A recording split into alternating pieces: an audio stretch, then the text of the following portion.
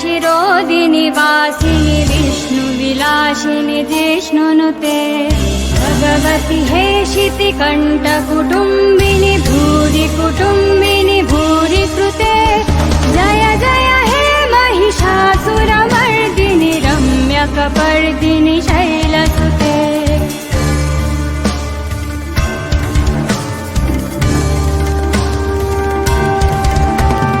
सुरवरवर्षिणि दुर्धरदर्शिनि दुर्मुखमर्षिनि हर्षरते त्रिभुवनपोषिनि शङ्करतोषिनि किल्बिषमोषिनि घोषरते धनुजनिरोषिनि दितिशुकरोषिनि दुर्मथतोषिनि सिन्धुसुते जय जय हे महिषासुरमर्दिनि रम्यकपर्दिनि शैलसुते जय जय हे महिषासुरमर्दिनि रम्यकपर्दिनि शैलसुते जय जय हे Mahishasuramardini रम्यकपर्दिनि शैलसुते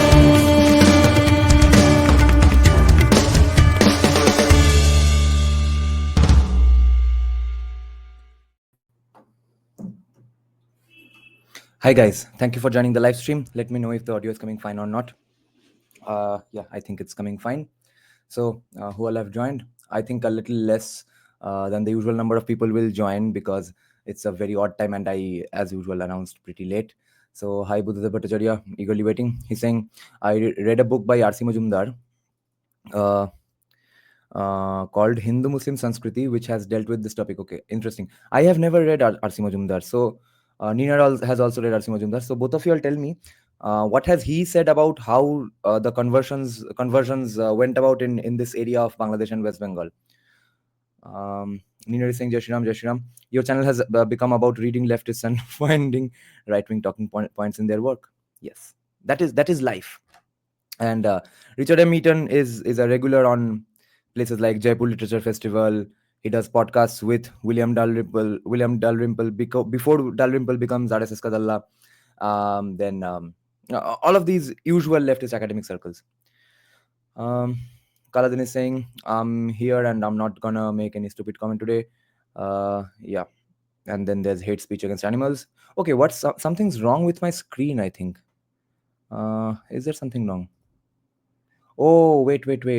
The background got changed. How did it happen? This is supposed to be my background. No, this is supposed to be my background. Yeah, आज क्या हो गया था? अचानक से सब reset हो गया है. अरे क्यों हुआ?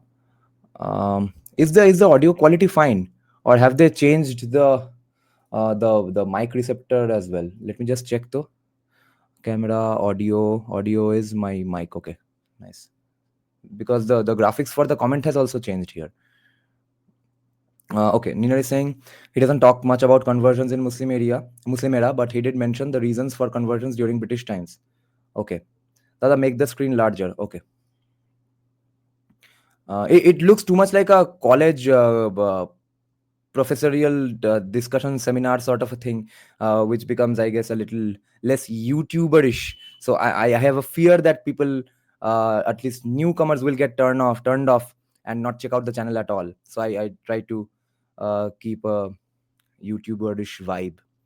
So okay, Nina is saying, according to him, R.C. Majumdar, when British first came, Hindus were 60%, but that reversed by 1905 partition time, if I'm not wrong, right? Muslims were 60% in 1905. Okay. Rishi, Jai Bhairav Baba. It is in Bengali though, I see. RS, long live Shakta, long live Shakta. Okay then, let's start. Nice.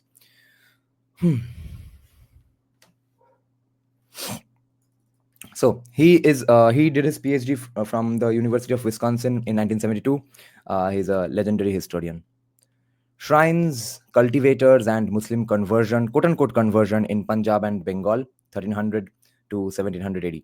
Now, the main question we are looking answers for today in this discussion is the myth or the idea or maybe the truth that people converted to Islam, Hindus converted to Islam because of the evil oppressive caste system, or the caste system as people know it, and because of the evil wrongdoings of untouchability practicing deep state powerful Brahmins of Bengal region.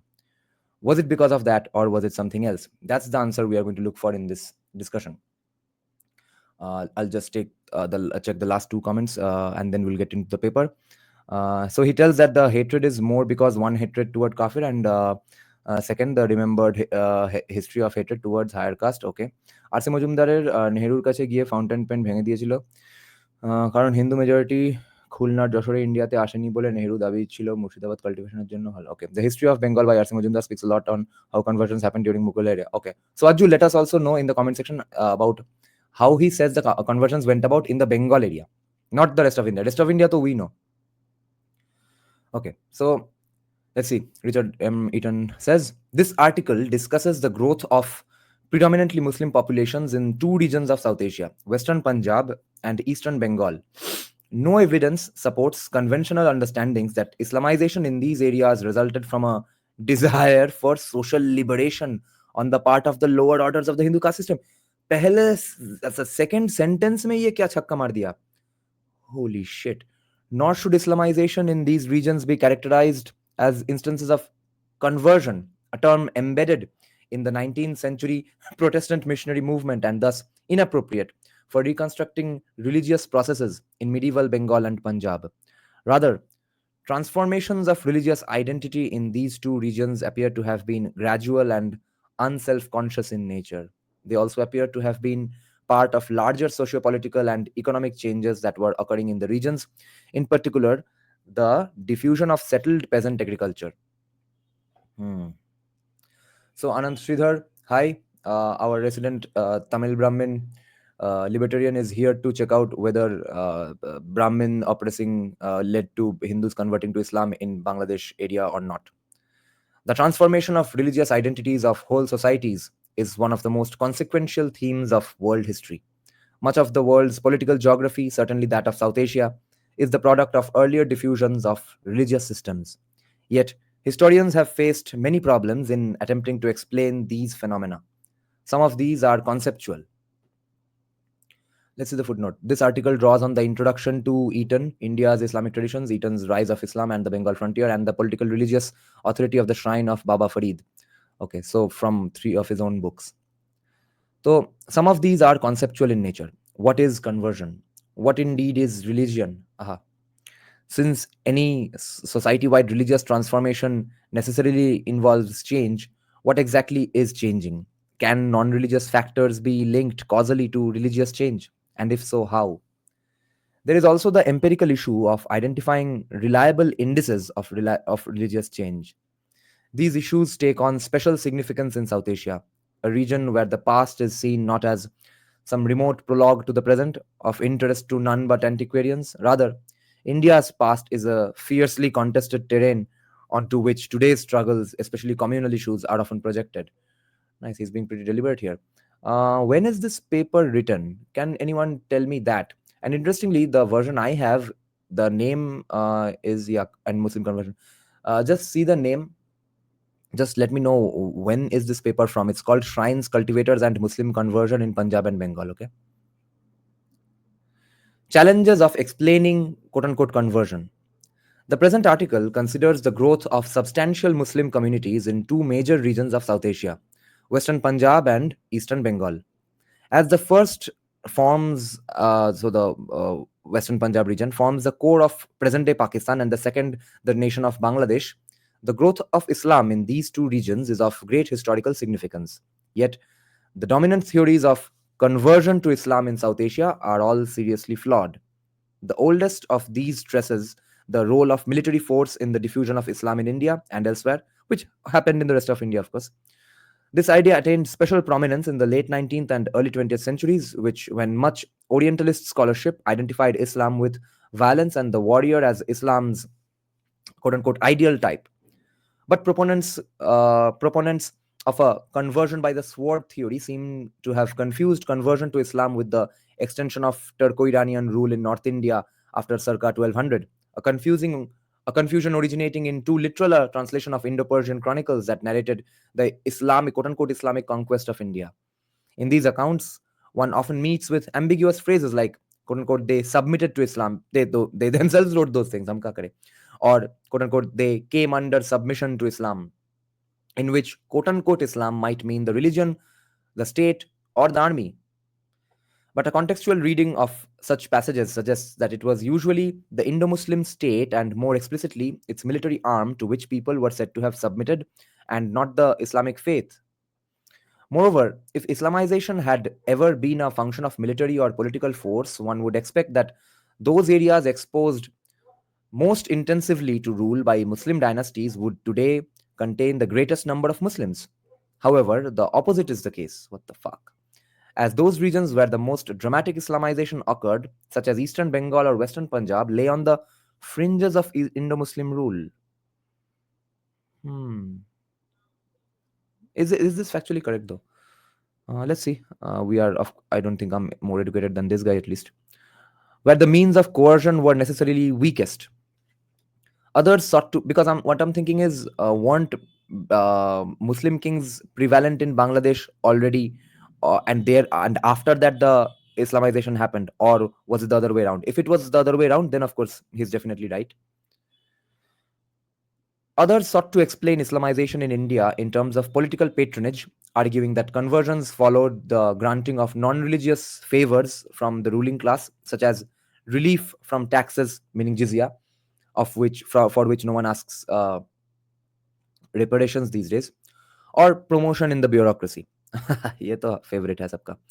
It is true that in the early 14th century, some Indians presented themselves as new converts to the Khalji sultans, who in turn rewarded them with robes of honor according to their rank. According to 19th century, is this when the Chaudhuri surname begins to be given out to anybody and everybody in the entirety of Bangladesh, both to Muslims and Hindus? According to 19th century census reports, many landholding. What the fuck? ये bomb blast का क्या significance है? According to 19th century census reports, many landholding families of North India were remembered as having declared themselves Muslims in order to escape imprisonment for non-payment of revenue or to keep ancestral lands in the family. So you see the ancient justification for the Enemy Properties or Vested Properties Act of Bangladesh today. However, although this kind of explanation might help account for the relatively low incidence of Islamization in the heartland of Indo Muslim rule, the upper Gangetic Plain and Delhi Doab, it cannot explain the massive growth that took place along the political fringe as in Punjab or Bengal. Like military pressure, political patronage would have decreased rather than increased as one moved away from the centers of Indo Muslim power. Let me check some comments a little bit because the claims are a little fascinating. Footnote on the first page itself tells that the article is taken from introduction part of Eaton's book Rise of Islam and Bengal Frontier. Yeah, and when is it from? Iyengars in general are Tambrams. I just don't identify as one anymore. And yes, they faced a lot of attacks, especially in places where Congress was weak. The Tamil Nadu Congress used to actually be quite pro-Hindu for a yes, in the entirety of South. Even in Kerala, Congress used to be the Hindu party. CPIM used to be the Christian and Muslim party. But ever since Sonia and her spawn have come, they have destroyed the protection of Hindus, right? So, I have loads of Thomas. Lol. I don't deserve that epitaph. You are the Jati Varna apologists, Kushal and AIM warned us against. Yes. uh, he speaks of both forced conversions as well as willful conversion for economic benefits. Acha, fair enough. Jai Shri Ram Adibhan. Okay, let's continue then. Makes sense till now. Okay. So, by far, the most widely held theory of Islamization in South Asia links the growth of Islam with social improvement and, more specifically, with liberation from a Brahmanically defined social order. The theory postulates a Hindu caste system that is unchanging through time and rigidly discriminatory against its own lower orders. We know what a load of crap this is, but unfortunately, that sentence is going to be very easily misunderstood. So, let's not get into that right now too much. For centuries, it is said members of the lower castes suffered under the crushing burden of oppressive high caste Hindus, especially Brahmins. Then, when Islam, quote unquote, arrived in the Indian subcontinent, carrying its liberating message of social equality as preached in most versions of the theory by Sufi sheikhs, these same oppressed castes seeking to escape the yoke of Brahmanic oppression and aware of a social equality hitherto denied to them, converted to Islam en masse. By juxtaposing what is perceived, तो भाई मजे का बात ये है कि इस्लाम से पहले भी तो बहुत लोग आए थे. अगर अगर ब्राह्मण से भागना ही था तो और कुछ चीज नहीं मिला और कोई कल्चर नहीं मिला कन्वर्ट करने को. पहली बार इस्लाम आने के बाद ही याद आया कि अच्छा चलो बढ़िया प्रश्न चल रहा है, चलो भागो यहाँ से. By juxtaposing what is perceived as inherent wickedness of Hindu society and the inherent justice of Islam, this theory identifies motives for conversion that are, from a Muslim or indeed a Christian perspective, eminently praiseworthy. कि हाँ ऐसा है तो conversion तो बढ़िया ही था. The difficulty, however, is that no contemporary evidence supports such a theory. For example, there is no reason to believe that Islam in pre-British times was associated with ideas of social equality, as said by even Irfan Habib. Ke Muslim kings benefited from caste system because castes helped Indian society, or the Indian civilizational state called Bharatavarsha, to run like a semi-quasi anarcho-capitalist state. Okay, all these castes are self-regulating, small, self-governing autonomous bodies. You want to administer a state, you don't want to be a nut job dictator, you don't want to centralize too much, leave it up to castes. In comparing their tradition to, for example, there is no reason to believe that Islam in pre-British times was associated with ideas of social equality. In comparing their tradition to other Indian religions, pre-modern Muslim intellectuals wrote of Islamic monotheism as opposed to Hindu polytheism, and not of Islam's ideal of social equality as opposed to Indian notions of inequality. Moreover, this theory of conversion, like the two mentioned earlier, is refuted by facts of human geography. Owing to the uneven distribution of Brahmanic culture in ancient and early medieval India, the bulk of the indigenous populations of eastern Bengal, western Punjab, the northwestern frontier. Okay, he's saying indigenous, तो हमको समझ लेना है कि ये तो जनजाति बोल रहा है, not आदिवासी. तो he means Adivasi, but this is from the era of believers of Aryan invasion theory, of course. So, owing to the uneven distribution of Brahmanic culture in ancient and early medieval India, the bulk of the indigenous populations of eastern Bengal, western Punjab, the northwest frontier, meaning Afghanistan area, and Balochistan, had not yet, at the time of their contact with Muslims, been fully integrated into a Brahmin ordered society. Now, this is a weird fucking claim because it goes opposite of the Aryan invasion theory idea even. कि भाई Aryans वैदिक people आ रहे थे convert करते करते करते करते waste से, और वेस्टर्न रीजन खुद रह गया अनकन्वर्टेड टू ब्राह्मणिज्म एंड वैदिक फिलोसफी, वैदिक रिलीजन. ये क्या आर्यन इन्वेजन है, या फिर कश्मीर से आ रहे थे ऊपर से.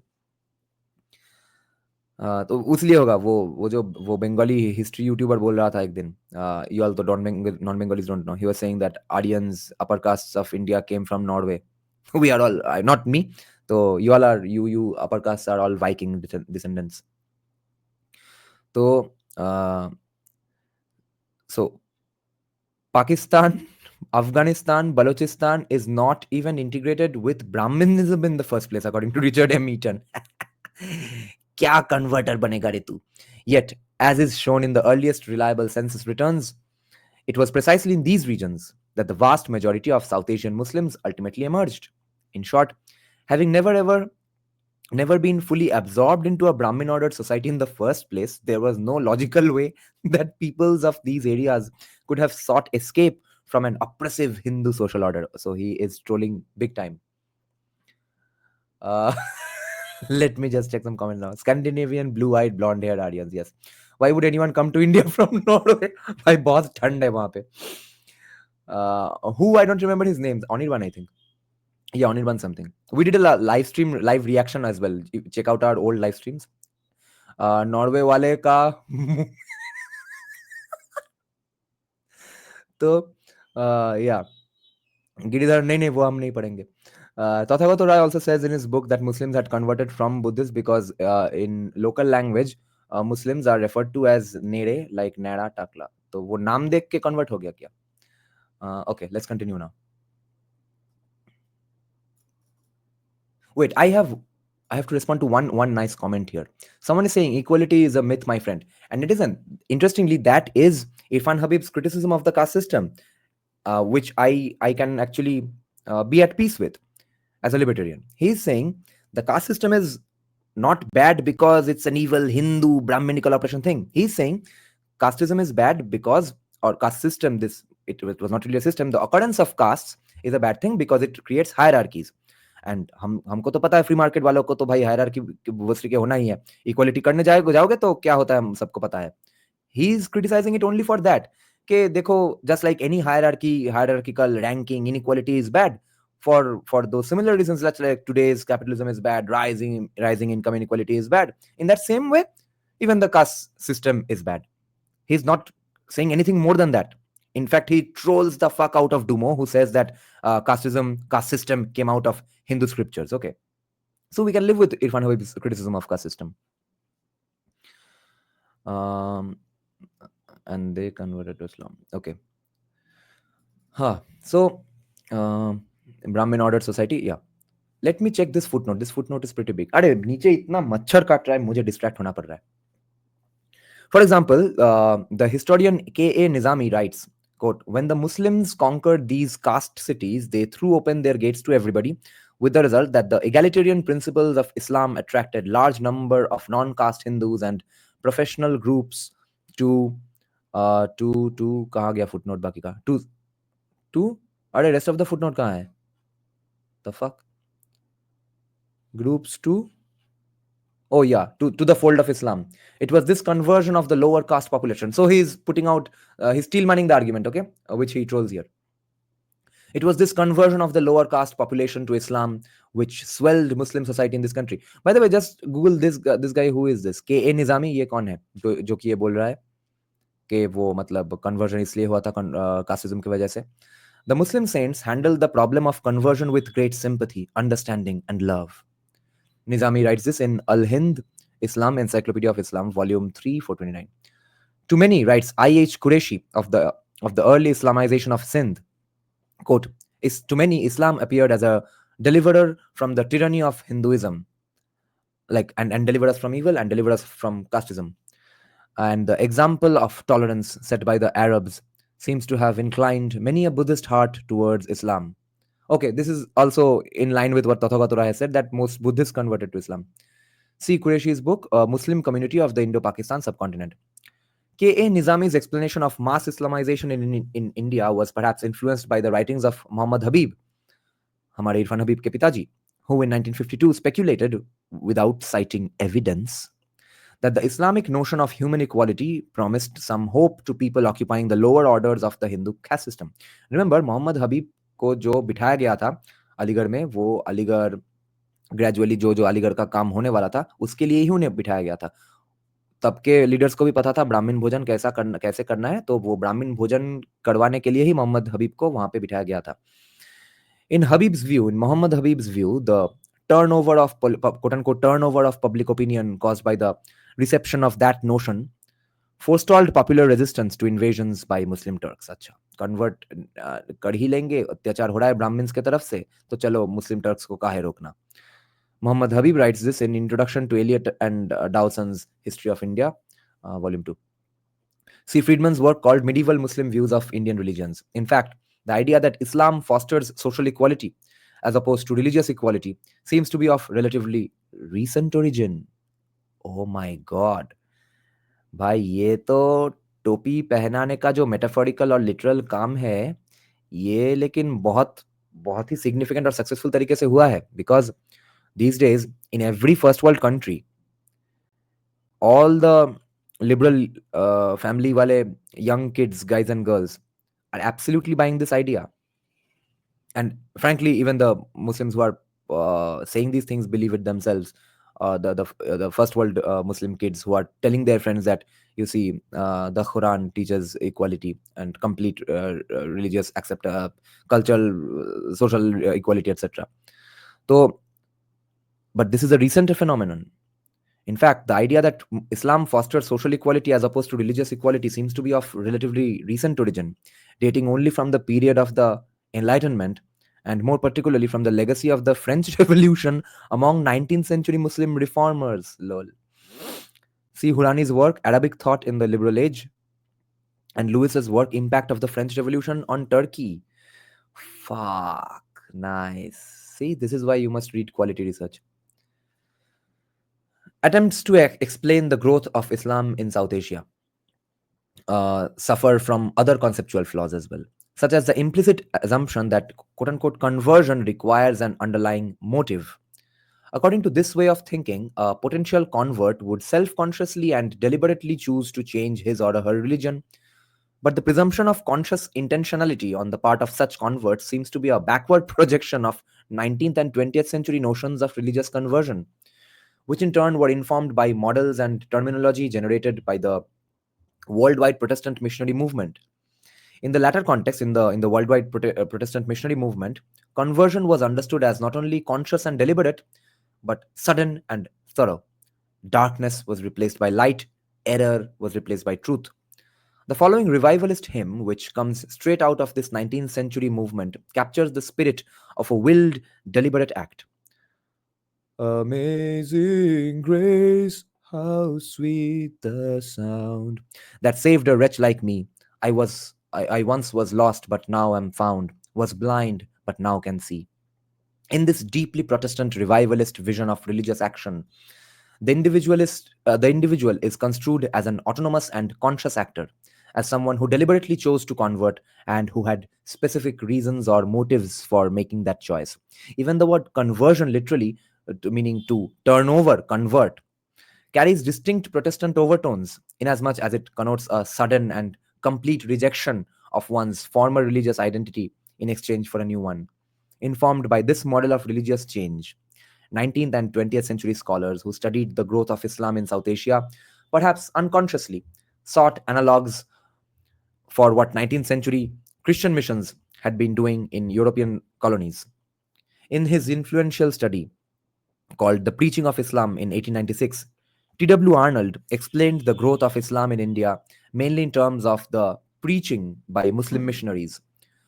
Not surprisingly, scholars writing in this tradition found motives for quote unquote conversion to Islam, for example, a desire to escape Brahminical oppression or to achieve social equality, that reflected contemporary debates both within and beyond missionary circles over the dynamics of conversion to Christianity in British India.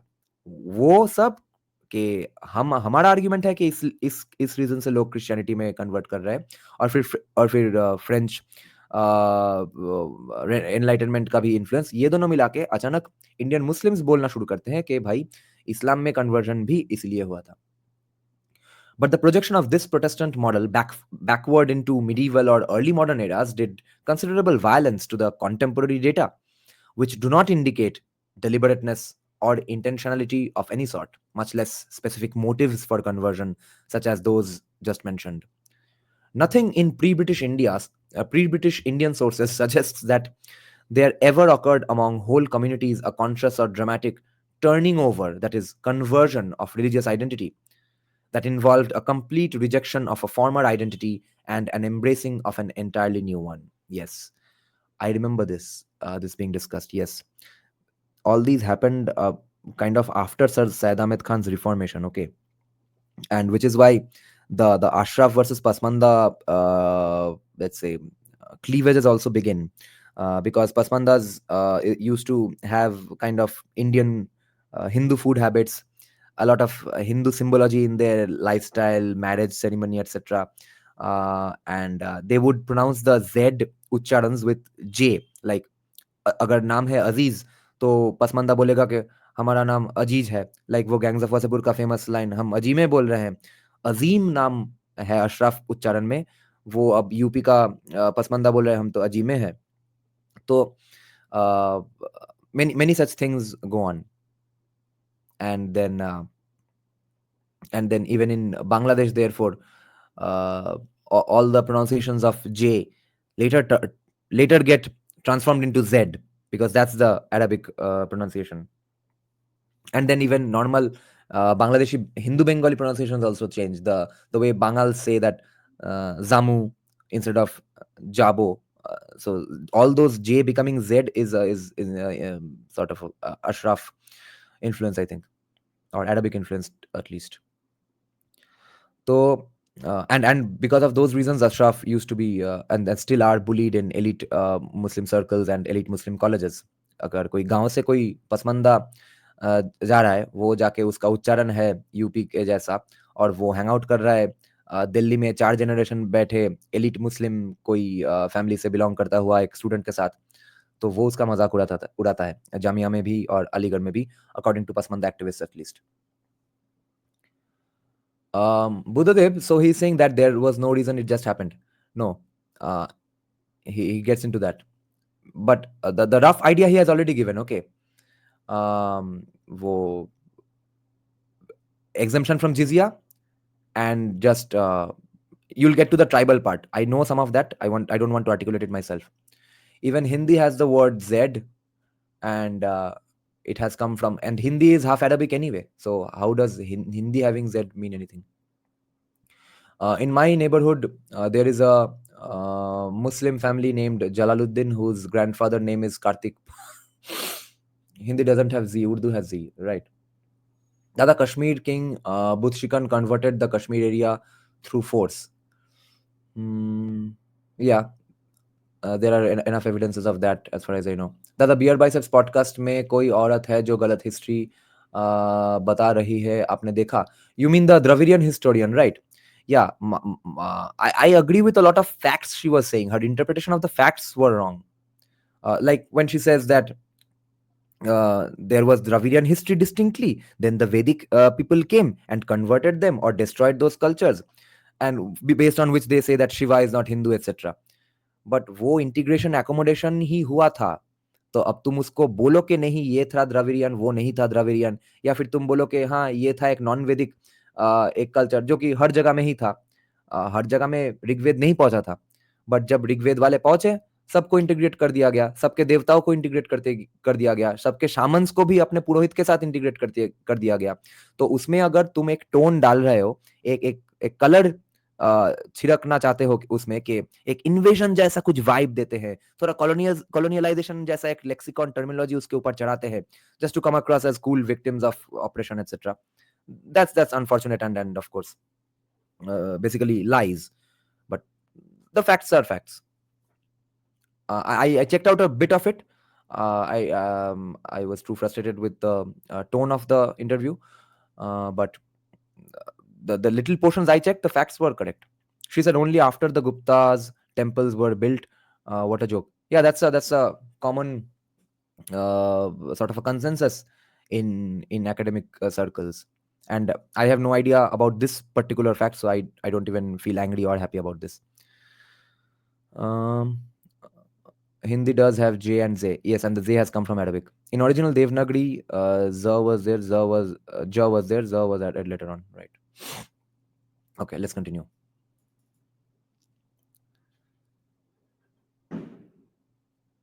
So, nothing in pre-British Indian sources suggests that there ever occurred among whole communities a conscious or dramatic turning over, that is, conversion of religious identity, that involved a complete rejection of a former identity and an embracing of an entirely new one. By the way, to answer Buddhadev's question here, that and also the Kashmir question, that yes, some places definitely had forced conversion, but if force was the only issue, then why were people where Muslim kings are not prevalent, why are those places converting? So Kashmir is not part of this discussion. He's discussing places like Western Punjab and Bangladesh specifically, because that's the name of the paper even. कि ये जगह सब were on the far away peripheries of Muslim rule. तो यहाँ पे सबसे ज्यादा मुस्लिम कैसे बन जाते हैं? That's his question.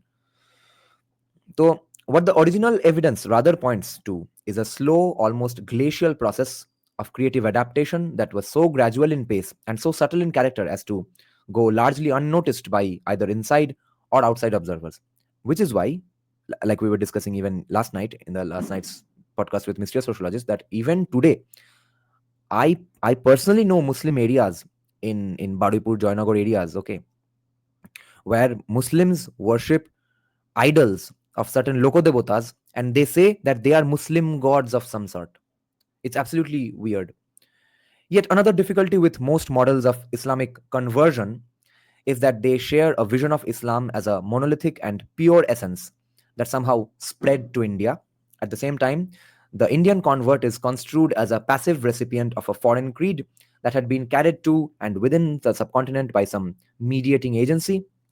One of the principal metaphors used to capture this process, as Joya Chatterjee has noted, is the botanical one of transplantation. Quote, biological metaphors of insemination, implantation, and germination, uh, Chatterjee writes, abound in scholarly writing on conversion to Islam. Inevitably, the role of the host society is seen as passive, merely receiving the living seed which takes root, grows, and struggles to survive. And whether the cultural distance between the host society and Middle Eastern cultures is great, the soil is deemed to be too poor to sustain a healthy tree. The Islam that grows in such soil will inevitably be a poor, debased sort of faith. End quote. Reliance on transplantation metaphors are also served to explain what many considered an incomplete Islamization among South Asian communities. Because if the young shoots arising from the transplanted seed of Islam had to struggle through India's thick religious foliage, the result would be either stunted growth or hybridization. This is the footnote here. Either way, the pure religion of Islam would be in some way compromised. The same metaphor also informed the notion of syncretism, a term that normally refers to religious mixing.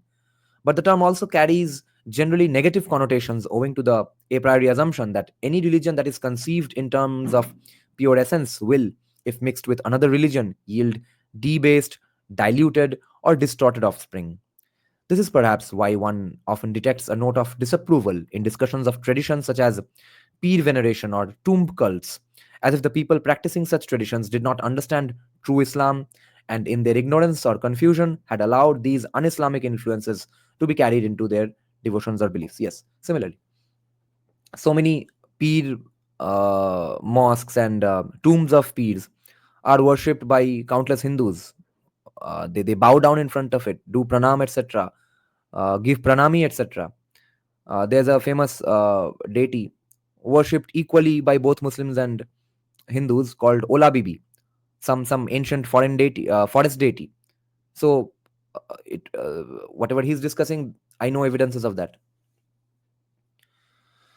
Adibhan, isn't that too obvious?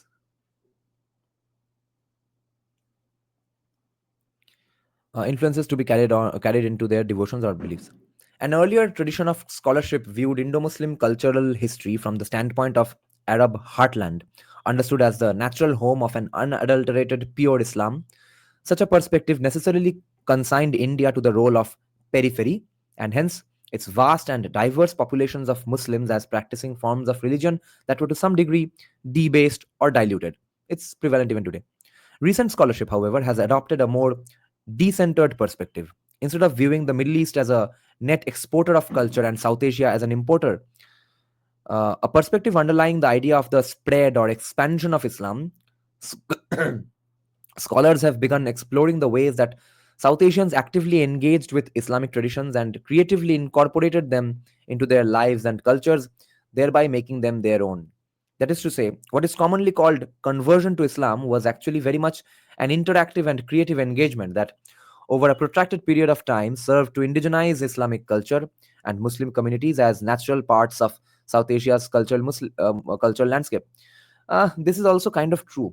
No matter how much maybe just Saudi Arabians look down upon rest of especially South Asian Muslims, people like Muhammad Hijab and all, though he's Pakistani descent, but I have seen many uh, Muslim activists and all speak very highly of our Deobandi sect and stuff. What's the other one? Deobandi and Barelvi. Yeah. So they think that they have done a great job of coming up with fresh new ideas in Islam. This seems to have occurred in much the same way that, for example, Christianity and Christian communities over time became indigenized as a natural part of Europe's cultural landscape. Indigenisation थोड़ा बहुत नहीं हुआ है ऐसा नहीं है but सबसे ज्यादा शायद हुआ है मार्थोमा क्रिश्चियंस के साथ वो सीरियन क्रिश्चियन जो होते हैं केरला के who first came as Syrian Jews when they were being persecuted by the Roman Empire. Then they come here. Then there are different versions of the story that Saint Thomas comes here and converts them, or someone from the Saint Thomas sect comes here and converts them. But the main fun part is that they develop Marthoma Christianity on their own, absolutely insulated from the rest of the Christian world. So when Catholics later come as colonizers, Portuguese and the British, they come and persecute and burn religious books of the Marthoma Christians in Kerala. They say, what's this kind of Christianity? We've never seen it, because even their cross is different. Okay, there's no Jesus Christ on the Marthoma Christian Marthoma sect's cross. Okay, they have many names. They are called Syrian Christians, Nazrani Christians, Marthoma Christians, as well as Saint Thomas Christians. These are the four names they have. And these days they can be both Catholic and non-Catholic. But when first Catholics came, especially the Portuguese, uh, they persecuted them a lot. And their argument was that we have not heard of this thing called Saint Thomas Christians or Marthoma Christians, and what is this cross? We don't trust you. Who are you guys? Why are you distorting Christianity? And with whose authority? We are the real Christians, and we'll teach you real Christianity now.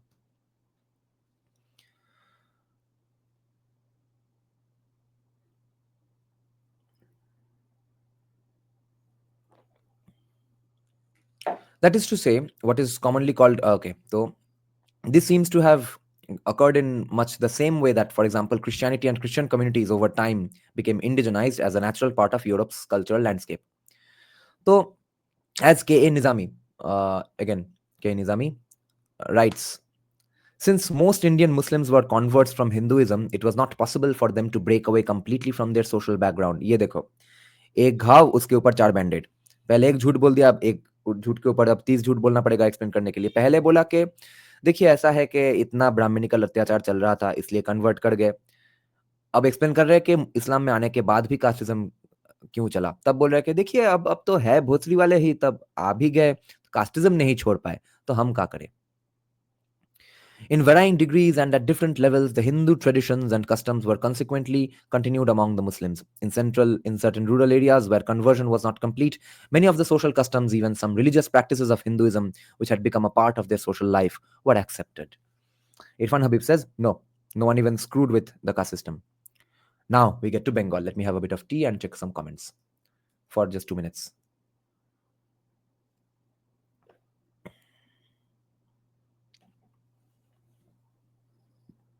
Shotto Narayan Shotto Pir. What a great deceiving. So they made new firqa which were compatible for Hindus, and later they give up old beliefs because you are Muslim now. What a great deceiving. And all this was mostly done by Sir Syed Ahmed Khan. The Islam you are seeing today in India is mostly created by Sir Syed Ahmed Khan. For example, mostly the urban Hinduism that you are seeing today is basically created by Raja Ram Mohan Roy and the Brahmo Samadhis. Buddhism, in most cases, it is because of regressive Muslim thinking of no symbolism in Bangladesh. Um, we don't even tribals in Gujarat worship Ma Amba and Kuldevi or Kuldevtas. I have no idea why, but along with Hindus, mazars are being attacked. Why are mazars being attacked? अजीब बात है. Muhammad hijab ko अच्छा. So Islamists used religious deceivings for conversion, and people didn't even know they were being converted. Later, they forced them to give. Basically, hence the term topi pehnana. Now, the one reason is delusion, like Shratana and Shratapir. I once read a couple of years ago a Bangladeshi news article where a dot was used underneath jaw to mimic the z sound. Genius. In Bengal, Titumir. Call it. My theory is actually Buddhist influences influenced areas converted majorly. That is Pakistan and Bangladesh. I don't know about Pakistan area, but the problem with Bengal region is that even the Buddhists were not that many in number. The majority of this area's population were just tribals worshipping their indigenous deities or lok devtas, okay, uh, pre-Vedic gram devtas. So they were not even in Buddhism to convert from Buddhism to Islam. Okay, let's continue then. Let us look more closely at two regions of South Asia, Eastern Bengal and Western Punjab, where Muslim communities had already achieved demographic preponderance by the time British census takers began compiling statistics in the late 19th century. The religious change that occurred in Eastern Bengal between the 13th and 18th century, conventionally glossed as conversion to Islam, was actually the dimension of a total transformation of Bengali society, economy, culture, and the land itself. An outstanding feature of Bengal, a flat, naturally forested riverine delta, has been the long term eastward movement of its major river systems. By depositing the rich silt that made possible the cultivation of wet rice, these rivers established the material basis of Bengali society and culture. Nodimatrik Desh. But they never remained fixed in place, yes. Whenever the sediment carried by the rivers caused their beds to attain levels higher than the surrounding countryside, water spilled out of their former beds and moved into adjoining channels. Yes, he's basically drawing upon either directly Nihar Ranjan Rai's research or some people who have read Nihar Ranjan Rai's work, because I have read the same things in Nihar Ranjan Rai's book called Bangalir Itihash. In this way, the main course of the Ganges, which had formerly flowed down the present Bhagirathi Hooghly channel by Kolkata in West Bengal, was replaced in turn by the Bhoirab, the Mathabhanga, the Gorai Madhumati, the Arial Khan, and finally today's Padda Meghna system. These he is drawing from Niharanjan Majumdar, Niharanjan Rai. Yeah, I've read all these things in his book. Thus, the delta as a whole experienced a gradual eastward movement of civilization as pioneers in the more ecologically active regions cut virgin forests, thereby throwing open a widening zone for field agriculture. अब agriculture कौन करेगा? रहे अब तक यहाँ पे लोग कौन है? फॉरेस्ट ड्वेलर्स बना रहे हैं क्या agricultural land? Hence the story unfolds now. Although these processes had been in motion for a very long period of time, they intensified dramatically after the late 16th century, when the great Ganges river system, abandoning its former channels in western and southern Bengal, linked up with Padma. European maps drawn between 1548 and 1779 clearly reveal this eastward shift. Yes, Niharanjan Rai's work has this. Already in 1567, the Venetian traveler Cesare Federici noted that ships were unable to sail north of Satgaon on the old Ganges. Satgaon is probably Chittagong, right? Because Chattogram, Satgaon, Satgaya is the language of Chattogram. Is this Satgaon Chittagong only? Does anyone know? Is Abir Zen here today? No, he's not. Noted that ships were unable to sail north of Satgaon on the old Ganges, that is today's Bhagirathi Hooghly in West Bengal. At about the same time, the Ganges silted up and abandoned its channels above Gaur, as a result of which that venerable city, which for nearly 4 centuries had served as the capital of Muslim rulers in the delta, suffered a devastating epidemic and had to be abandoned. Gaur, Malda.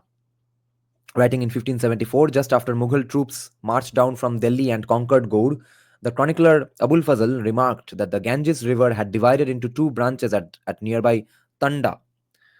One branch flowing south to Satgaon and the other flowing east towards Sonargaon and Chittagong. Okay, so Chittagong is not Satgaon. So Shatgram, I guess. Just search about Jalaluddin Muhammad Shah. I have made a video about him 2 years back, and we discussed him even in our last night's podcast.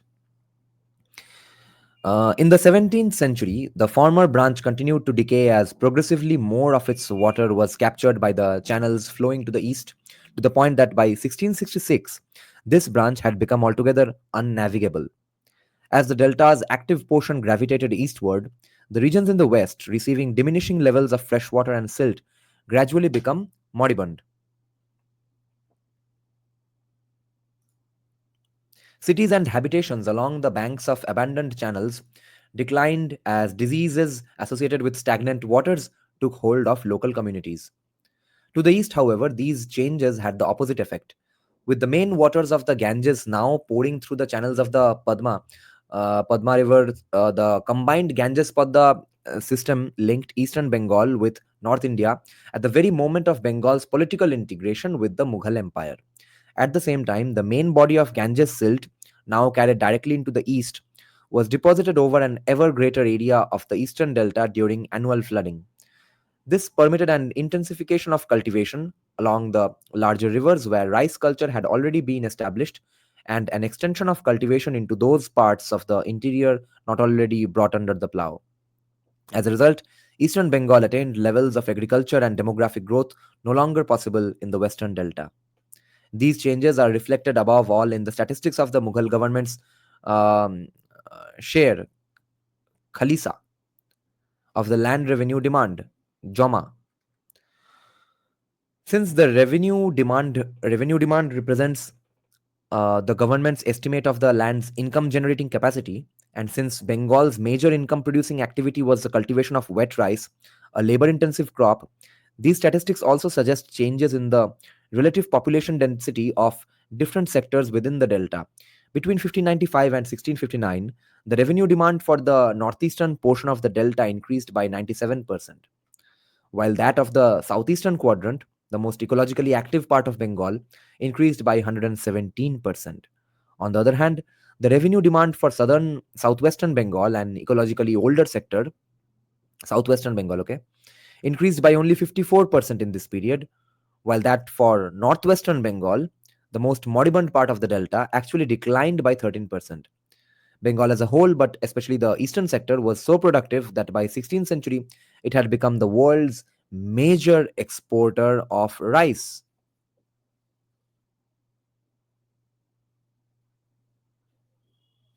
So see the revenue demand variations. Frenchman Francois Pirard says there is such a quantity of rice. He says this after spending the spring of 1607 in the eastern port of Chittagong. There is such a quantity of rice that besides supplying the whole country, it is exported to all parts of India, as well to Goa, Malabar, as to Sumatra, the Malucas, so meaning Malaccan Strait, and all the islands of Sunderland. Sunda is Southeast Asia as well, to all of which lands Bengal is a very nursing mother. वो थे दिन. To all Southeast Asia and entirety of India, Bengal is a very nursing mother. No wonder Shakta traditions of Bengal worship the mother, who supplies them and their entire subsistence and food. You see, we were discussing a few days back that Judeo Christian values versus Greco Roman values.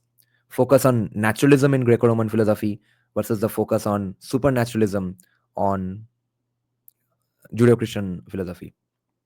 So, again, at the very first step, when you go beyond nature or ignore nature deliberately and focus or have faith on the supernatural, that's when you start getting removed and far removed and twice removed and thrice removed from reality and how reality operates, how Sanatan eternal principles of nature operate. And I'm a big fan of nature based explanations of theology. Like Hinduism is Hinduism because it was born in India, and Hindu rishis admit they have never said that no, no, we were such geniuses that we could have made Hinduism anywhere else. No, Hinduism happened because it was born in India. The way it is because it was in India. Hence, India is the sacred land. Hinduism could not have happened elsewhere. Bharatvarsh के कण कण में शिव जी है because people are those rishis are giving the due credit to the land, to the fertility of the land. On the other hand, supernaturalism, centralization, dictatorship, authoritarianism, brutality are the obvious go-to livelihoods and lifestyles of desert cultures. So if so far what I'm getting a hunch of is that Richard Eaton is getting to nature-based explanations of conversion, I'm inclined to believe him, especially if he's saying that Brahmins had nothing to do with it, Brahmin oppression, and especially since it's a non-controversial fact that most of this Bangladesh region was populated by forest dwellers, tribals.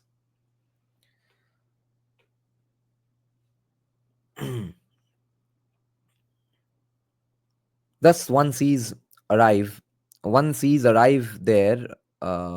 arrive there every day an infinite number of vessels from all parts of India for these provisions because Bengal is the nursing mother.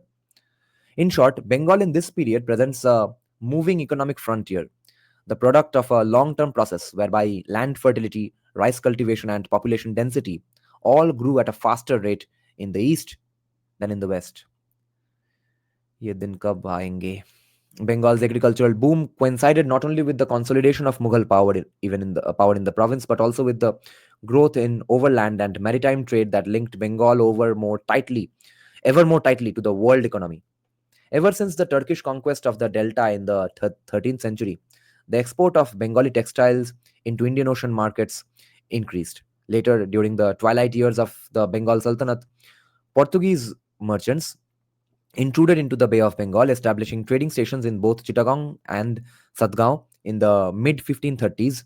In the last 2 decades of the 16th century, while Mughal troops were pushing into the heart of the active delta and establishing their provincial headquarters in Dhaka, the Portuguese built the major port of Hooghly, adjacent to modern Kolkata, expanded their community in Chittagong, and planted mercantile colonies in and around Dhaka. In early 17th century, the Dutch and English trading companies. एक minute. हाँ. In the early 17th century, the Dutch and English trading companies gradually replaced the overextended Portuguese as the dominant European merchants in Bengal's port cities. So they got replaced finally. Okay, who replaced them?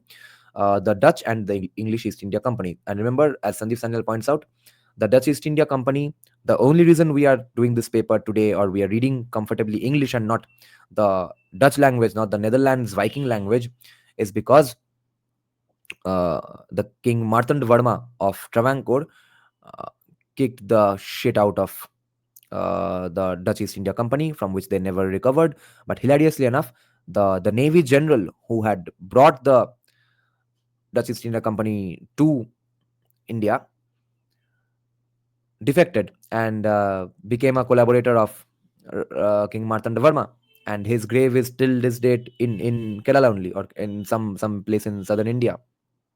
He then became Martanda trusted general to handle navy in that area.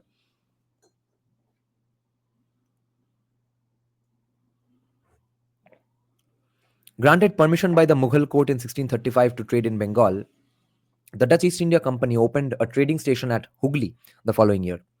By the end of the, remember, at this point, Dutch East India Company is way more prosperous and powerful than the British East India Company. Okay. By the end of the 17th century, okay, so granted permission by the Mughal court in 1635 to trade in Bengal, the Dutch East India Company opened a trading station at Hooghly the following year. By the end of the 17th century, the export of raw silk and cotton textiles had grown so rapidly that Bengal emerged as Europe's single most important supplier of goods in all of Asia. और ये बना बनाया हुआ society economy resources मिला कांडू लोगों ने लाया communism. As a consequence of this manufacturing boom and the commercial connection with Europe, substantial quantities of silver poured into the province. This is why I get so pissed off, even though I have all my sympathies for all the people who suffered slavery. But when people say that America was built on the backs of slavery, हाँ slavery और कहीं पे नहीं था, और किसको कौन रोका था स्लेवरी करने को, सिर्फ अमेरिका ही का है प्रॉस्परस बन गया. You will go on shooting yourself in the foot with Karl Marx's ideas, then blame whoever becomes successful for doing things that are needed to do successful, needed to achieve success. Like if you get a left-leaning academic today, they will criticize USA for three things majorly in history, all three things which are contradictory to each other. Okay, they will criticize USA for doing slavery, on the backs of which apparently USA is built. Now these days those same people are saying that USA was built on the backs of slavery or black people. At the same time, few hours later they say USA was built on the backs of Mexican population, or sometimes now they are saying also that USA was built on the backs of Chinese immigrants in the 1830s. Okay, even though it got independence in 1776. So everyone built America except white people, of course. तो ultimately racism ही करना है. तो by the way, slavery was bad because it was non-consensual and America was built on the backs of it.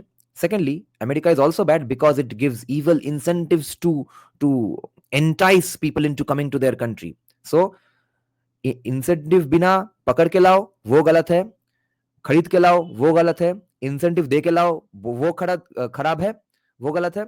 अब Trump बोल रहा है कि ठीक है हम थोड़ा इमिग्रेशन कम कर देते हैं, हम घुस नहीं देंगे, वो भी गलत है according to left-leaning academics. All of goods in all of Asia. So as a consequence of this manufacturing boom, West Bengal and manufacturing boom in one sentence, kya din the, and the commercial connection with Europe, Commercial connection with Europe. Substantial quantities of silver poured into the province from outside. In the 1550s, the Portuguese found themselves shipping so much treasure to Bengal that the value of silver currency in Goa actually fluctuated with their sailing seasons to Bengal and Malacca. Between 1709 and 1717, the Dutch and English East India companies together shipped cargoes averaging 4.15 million rupees in value into Bengal annually, 85% of which was silver. Advanced to Bengali agents, merchants, and weavers, none of whom were commies, thankfully. This treasure got absorbed into the regional economy, adding considerably to the existing stocks of rupee coinage already in circulation. Yet, despite the well documented influx of silver during the 17th and 18th centuries, Bengal did not experience price inflation. This was because the production of agricultural and manufactured goods, together with the population base, grew at levels high enough to absorb the expanding money supply created by the influx of outside silver. Indeed, newly minted silver percolated freely throughout Bengali society क्योंकि कोई भोसरी के बाबू नहीं handle कर रहा था economy, controlled economy नहीं था, penetrating ever lower levels and facilitating the kinds of land transfers and cash advances that necessarily accompanied an expanding agrarian frontier. The importance of ready cash in this process is suggested in the Chondi Mongol, a religious poem composed around 1590 by the Bengali poet Mukundoram. In it, the goddess Chondi gives the poem's hero, Kalketu, a valuable ring and tells him to exchange it for cash. With the money thus obtained, so Kalketu gets a valuable ring, tells him to exchange it for cash. With the money thus obtained, 70 million tankas, from which the later term taka came, okay? It used to be called tonka back then. With the money thus obtained, 70 million tankas, Kalketu is to clear the forest and establish a city and temple in honor of the goddess. See, ये है हमारा, this is why हमारा mythology को भाई history बोलना ही पड़ेगा. हमारा एक way of writing it was different. We involved a lot of magical and fantastical things into it. But तुम क्या करोगे अब? तुम सब एक्सपेक्ट नहीं कर सकते हो कि हर जगह पे एक एक वे ऑफ पेडागोजी, मतलब सेम वे ऑफ पेडागोजी हर जगह पे होगा. हमारा यही हिस्ट्री डॉक्यूमेंटेशन है. हम एक्चुअल क्या हुआ था इंसिडेंट्स, वो हम ऐसे फिलोसोफाइजेशन करके थोड़ा लाइफ लेसन देके एक कहानी, एंटरटेनिंग कहानी के तौर पे लिख डालते थे. Whether it's Ma Durga ending the fight between Panjuli and Guliga to explain the coming of Vedic Brahmins in the Mangalore Tulunadu region, or it's Kalaketu and goddess Chandi conversing with each other and explaining how agricultural lands came about in the forest lands of Bengal. This is our way of writing history. You can't run away from it. तो इसलिए भाई वो हम बोलते हैं ना कि radicals push the needle, moderates get a seat at the table because of the radicals. तो अगर कोई रेडिकल बोल रहा है कि हाँ रामायण और महाभारत एकदम ही लिटरली भी ट्रू है because it's our history, and yes even those fantastical weapons and all were there, तो ठीक है, let them push the needle. Commies think they are the crazy ones. We can come across as the moderates and say that yes, those things didn't happen, but it's history nonetheless, bro. History नहीं बोल के अब तुम बच नहीं पाओगे, क्योंकि हमारा डॉक्यूमेंटेशन का प्रोसीड्योर यही था. हम ड्राई एक्सेल शीट में डॉक्यूमेंट नहीं करेंगे, क्या उखाड़ लोगे, हम ऐसे ही लिखेंगे, हम ऐसे ही लिखते थे. Kalaketu is to clear the forest and establish a city and temple in honor of the goddess. This is why I regret not having finished the Chandranath Boshu book Hindutva as of yet. But his Bhumika, the introduction to the book, oh my god, what beautiful writing. And he explains clearly why these things are history. Once the land is ready for agricultural operations, Kalaketu promises to advance to Kayastha landlords. And who was becoming Kayastha, वो कहानी में घुसेंगे तो औड़ी बवाल हो जाएगा, कौन कैसे कायस्थ बन रहा था.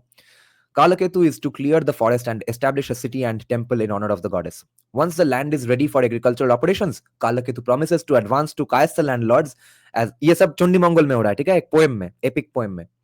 Kayastha landlords, Kalaketu goes to Kayastha landlords as much cash as they need, promises to advance to Kayastha landlords as much cash as they need for their own thousands of laborers to come and settle on the newly claimed lands.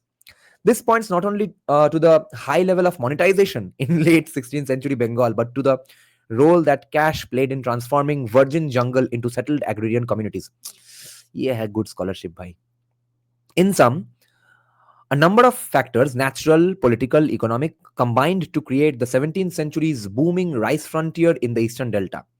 The eastward movement of Bengal's rivers and the eastward movement of Bengal's rivers and hence of the active delta, the region's political and commercial integration with Mughal India, and the growth in the money supply as outside silver poured into the region in payment for locally manufactured textiles. This is such good work, man. Um, and I like, especially, I enjoy as a sort of an entertainment value these papers, which sort of take you away to a different zone. You visualize such a different timeline. You're forced to visualize such a different timeline. What is most relevant to our discussion of conversion, however, is that these changes in eastern Bengal coincided in time and place with the earliest appearance of a Bengali Muslim peasantry. In 1567, Cesar Federici noted that the entire population of Shondweep, Shondip, Shondip, a large island in Bengal's southeastern corner opposite Chittagong, was Muslim. In 1599, a Jesuit missionary named Francis Fernandez, touring the rural districts near Narayanganj in southeastern Dhaka district, noted that the people are nearly all Mahometans. In 1638, the Mughal governor of Bengal complained to the Raja of Arakan about Portuguese raids along eastern Bengal's Noakhali coast, where the governor claimed the Portuguese had been committing depredations on the Muslim masses.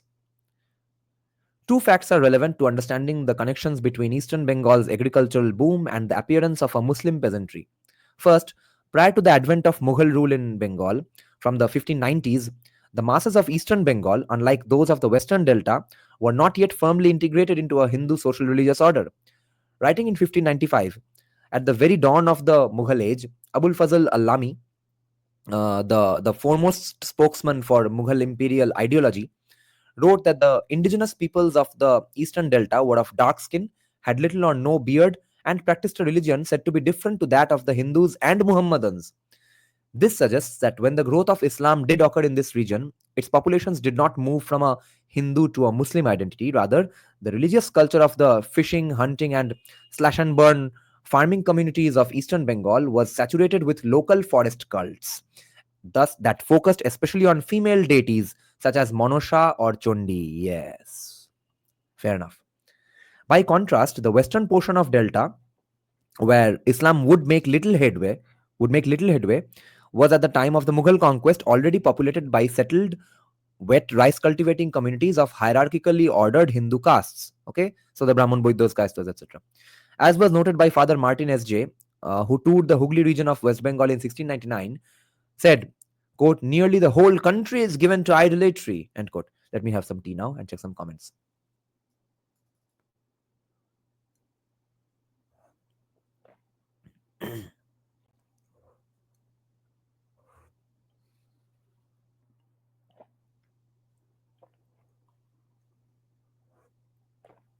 Here to learn is saying Chondi Mongol also has Bengali versus Gujarati. Chondi sent a storm to Kalinga so that people leaving Kalinga for newly built Gujarat by Kalketu. What discussion is? Yeah, be unapologetic. हमारे लिए non Bengali Bihari है जो दिखता है कितना अच्छा. I think over sometimes that converted people don't even feel shame how they fall into okay even yeah they don't even know that they are that way, no. Okay. Monosha and Chondi remember Chand Saudagar in Bengali folklore, yes. Mainak Bhattacharya is saying নীরাজনের এই বইপত্র পড়ার অধ্যাবসায় দেখে রবি ঠাকুরের গান মনে পড়ে, যদি তোর পাঠ শুনে কেউ না আসে তবে একলা পড়ো রে.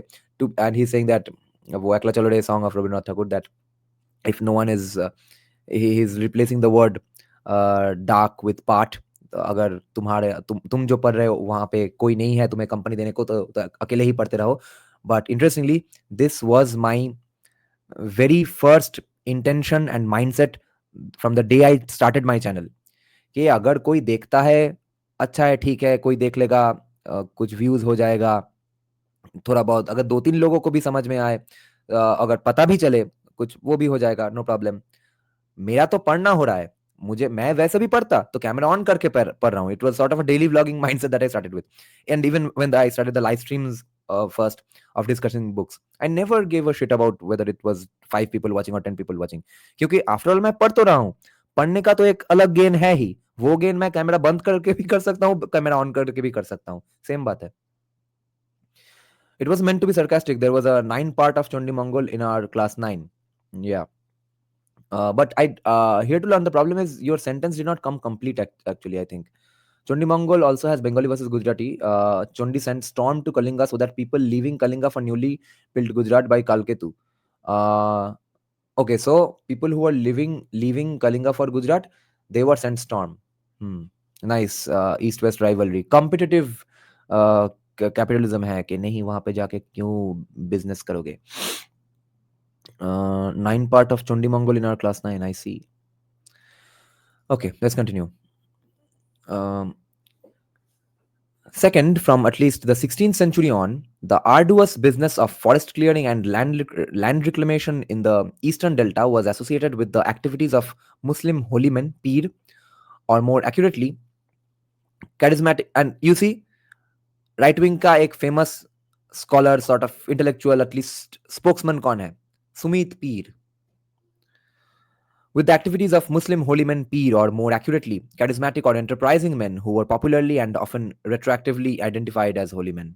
In popular memory, some of these men swelled into vivid mythico historical figures, saints, whose lives served as metaphors for the expansion of both religion and agriculture.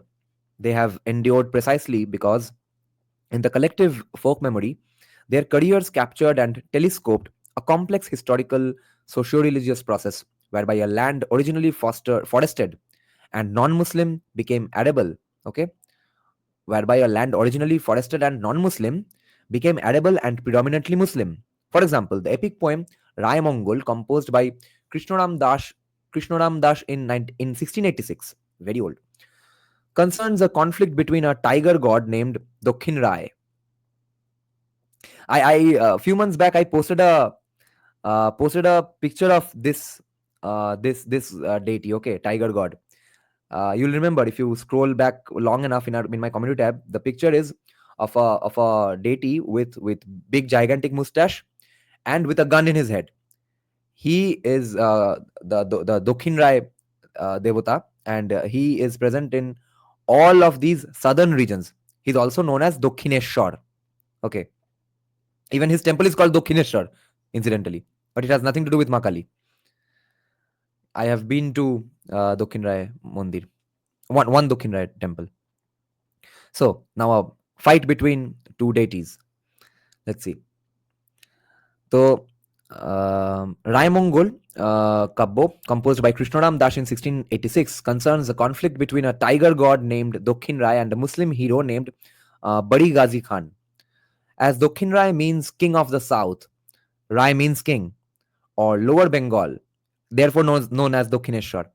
The tiger god was evidently understood as a sovereign deity of the Sundarbans forest generally, whereas Badi Ghazi Khan likely represents a personified memory of the penetration of these same forests by Muslim pioneers. Although the encounter between these two was initially hostile, the conflict was ultimately resolved in compromise. Let's see how. The tiger god would continue to exercise authority over the whole of Lower Bengal, yet people would show respect to Badi Ghazi Khan by worshipping his burial spot marked by a symbol of the tiger god's head. Bhai, if you want to understand Indian history, you can't do it without reading our so-called mythological texts. Okay, हमारा सब का सब history छुपा हुआ है mythology में. It's sort of hiding in plain sight. In this way, Badi Ghazi Khan, probably the legendary residue of some sanctified pioneer, was remembered as having established the cult of Islam in the Sundarban forests. Okay, so this is where the fun starts. It was also in the 17th century that traditions concerning Bengal's most famous Muslim saint, Shah Jalal Mujarrad, died in 1346, of Sylhet, became transformed in ways approximating present day oral accounts. Whereas the earliest written record of Shah Jalal's life, composed in the mid 1500s, identified the saint as a Turk sent to India by a Central Asian peer for the purpose of waging war against the infidels. Later hagiographical traditions substantially reinterpret his career. The Suheli Yaman, a biography compiled in the mid 19th century but based on manuscripts dating to the 17th century, identifies the saint not as a Turk from Turkestan but as an Arab from Yemen, hence Yemen, sent to India by a Sufi master in Makkah. Handing him a clump of soil, the master instructed Shah Jalal to wander through the world until he found a place whose soil exactly corresponded to it. Only after he had reached Bengal and assisted in the defeat of the Raja of Sylhet did he discover that the soil there exactly matched his clump. He therefore selected the mound of earth he had tested as the site of his Khanka or Sufi hospice. Bengalis, do you remember a Gali? An almost identical version of this story is found in oral traditions recounted in the 1970s by villagers of Pabna district, nearly 200 miles west of Sylhet, in the central delta. When asked about the Islamization of Bengal, the villagers responded with the story of Shah Jalal and his clump of soil, maintaining that one of the reasons Islam had flourished in the delta was that the soil had been right for Shah Jalal's message. Thus, if 16th century biographers depicted Shah Jalal as a holy warrior and used his career as a vehicle for explaining the political transition from Hindu to Muslim rule, traditions dating from 17th century saw Shah Jalal through the prism of agrarian piety, viewing the saint as representing Bengal's transition not only from pre-Islam to Islam but from a pre-agrarian to an agrarian economy. Hmm. मगर 16th century वाले बोल रहे हैं कि वो तो आए थे युद्ध करने.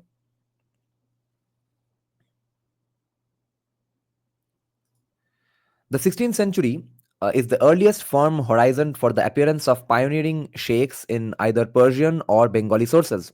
Composed in the Burdwan region, basically Bardhaman region, वो बर्डवान भी ब्रिटिश उच्चारण है. चलो आज से हम इसको वर्धमान बोलना शुरू करते हैं, एटलीस्ट बर्धमान. तो because among all the let's say वो Aryan traditions, the first one that reached Bengal was Jainism. So in the Burdwan region, so Vardhamana Mahavira's name. So composed in the Vardhaman region around 1590, at the dawn of Mughal rule in Bengal, Mukundaram's Chondi Mongol celebrates the goddess Chondi and her human agent, the hunter Kalketu. As noted earlier, the goddess entrusted Kalketu with temporal sovereignty over her forest kingdom on the condition that he, as king, renounce the violent career of hunting and bring peace on earth by promoting her cult. To this end, Kalketu was enjoined to oversee the clearing of the jungle and to establish there an ideal city, whose population would cultivate the land and worship the king's divine benefactor, Chondi. Just as the goddess extended her protection to the king, so also Kalketu extended his protection to the peasants, to whose chiefs he gave golden earrings symbolizing his intermediary role between them and the goddess. To assist the beginnings of agriculture, Kalketu promised not to collect any revenue for 6 years. Tax breaks, libertarianism again. He also gave each cultivator, oh, वैसे ये crony capitalism है क्या? Tax break काहे दिया? He also gave each cultivator a document, patta, recognizing his tenure, and specified that the collection of taxes would be based on the number of plows. Attracted by such favorable terms, peasants and other rural castes, representing the full spectrum of Bengali society as Mukundaram saw it, emerged in the new forest kingdom and took an oath of loyalty to the king by accepting a piece of betel, pan, from his mouth. Let me check here to learn comments here. Yesterday in a right-wing Bengali page, I read excerpts from Chaitanya Bhagavat, where Chaitanya along with his followers burnt and destroyed the... Yes, that's a famous one. You didn't know. The Qazi used to persecute Vaishnavas and ban... Yes, oh my God. The quotes of Chaitanya Mahaprabhu that are there, that come out right now, I'm waiting for you outside, Bahara, I'll cut off your head right now. Those are the things Chaitanya Mahaprabhu said to the guy, and the Qazi goes running about here and there, apologizes, etc. The tale of Devi Bonobibi and Dokhin Rai and a Muslim deity fighting each other is also interesting. Okay, let's continue. By accepting a piece of betel. Mukundaram's poem can thus be read as a grand epic dramatizing the process of civilization building in the Bengal Delta and specifically the eastward movement of the Delta's ecological frontier An agrarian civilization pushed into formerly forested lands. Okay, पहले जंगल था, agricultural land बनता है. ये conversion दिमाग में रखना बहुत जरूरी है to understand Bengal's history. It is true that the model of royal authority that informed Mukundaram's work is unambiguously Hindu.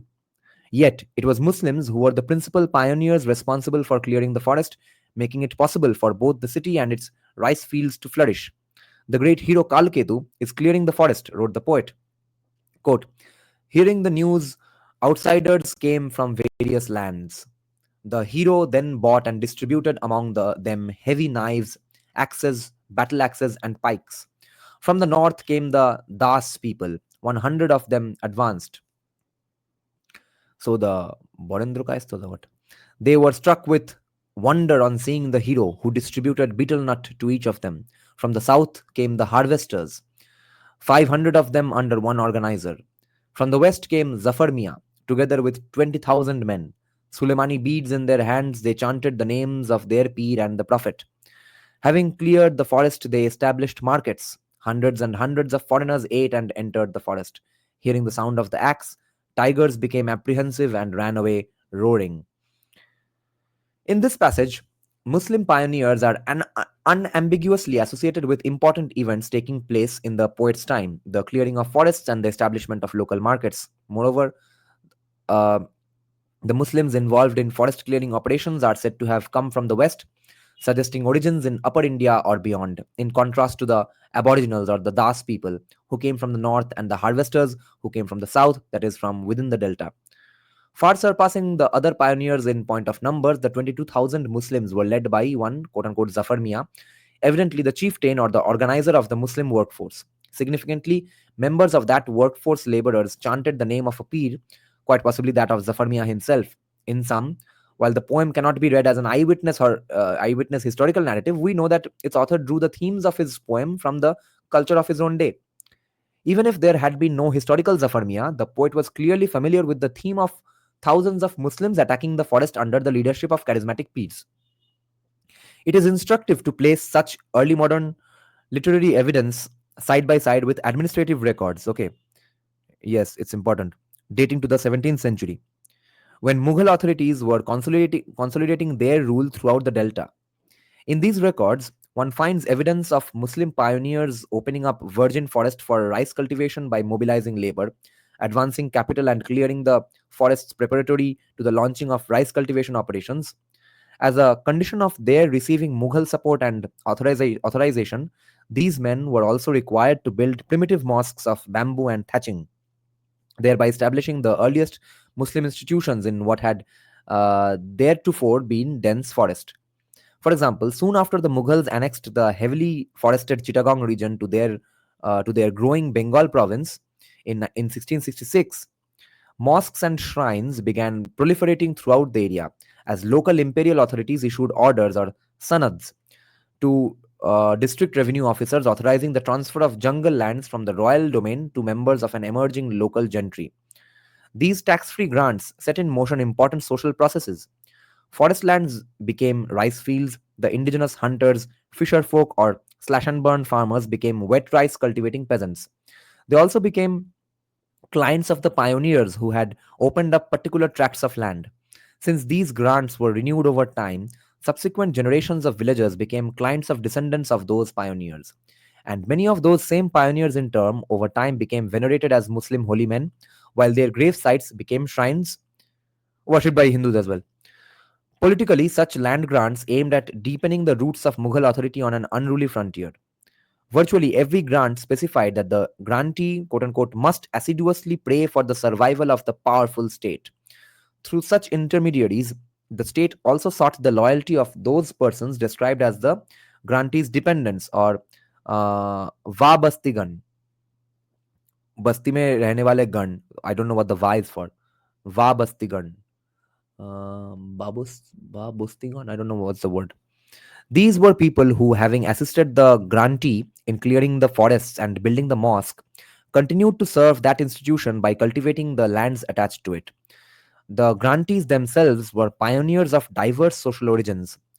Of 75 grantees sampled from 17th and early 18th century Chittagong, 21 bore titles like Chaudhuri, very, very common surname both among Hindus and Muslims in Bangladesh. Talukdar or Khan. Remember what I told you? Any Bengali surname or Hindu surname ending with Dar is because of them serving Muslim kings. So the actual surname Talukdar is supposed to be pronounced as Ta Alukdar. Mazumdar kept the Mazum meaning, or also pronounced as Muzam, the Hisab Kitab basically. Sheikhdars, the hired goons and stuff. Sheikh. Then Lashkar. Lashkar means, I guess, violent tribes in Arabic language. So Lashkar not only is a surname in among Bengali Hindus, we colloquially commonly use the phrase Lok Lashkar. So we mean it's a gang of people who are coming or not coming, or but the insinuation is that they are a force to be reckoned with. Lok Lashkar. The word lok itself, okay, in Indian Sanskrit based languages, there is only one meaning of the word loka, okay, which kind of is similar to location, okay, so some place, spot. Any word for humans will be related to the word manushya, but Bengali started using the word lok for humans or people, and Hindi uses the word log because of uh, the Arabic word which is similar to the pronunciation look. Again, Mamluk dynasty. Mamluk means mamuli log basically. So that lok and log as humans is a completely Arabic influence. We are supposed to say manushya, nara, etc. Lashkar is a word in Hindi, Tamil, Urdu, and Marathi. Uh, doesn't matter where it is right now. It is a completely Arabic word, and most importantly, it's a Bengali Hindu surname. Shorkar, yes. We were so backward. Shah Jalal was in 14th century. The people were so bullish they can't even defend their territory. You see, Eke Brahmo, there's no war going on in the first place. Mamluk means white slave, but also who are mamuli, unimportant. And so AA is saying no, frauds, phony loser, these Sufis. Okay. Ladies and gentlemen in the chat, who believes Puranas one fiction can write yes, otherwise no. Just as he, ladies in the chat, who believe Puranas are fiction can write yes or no.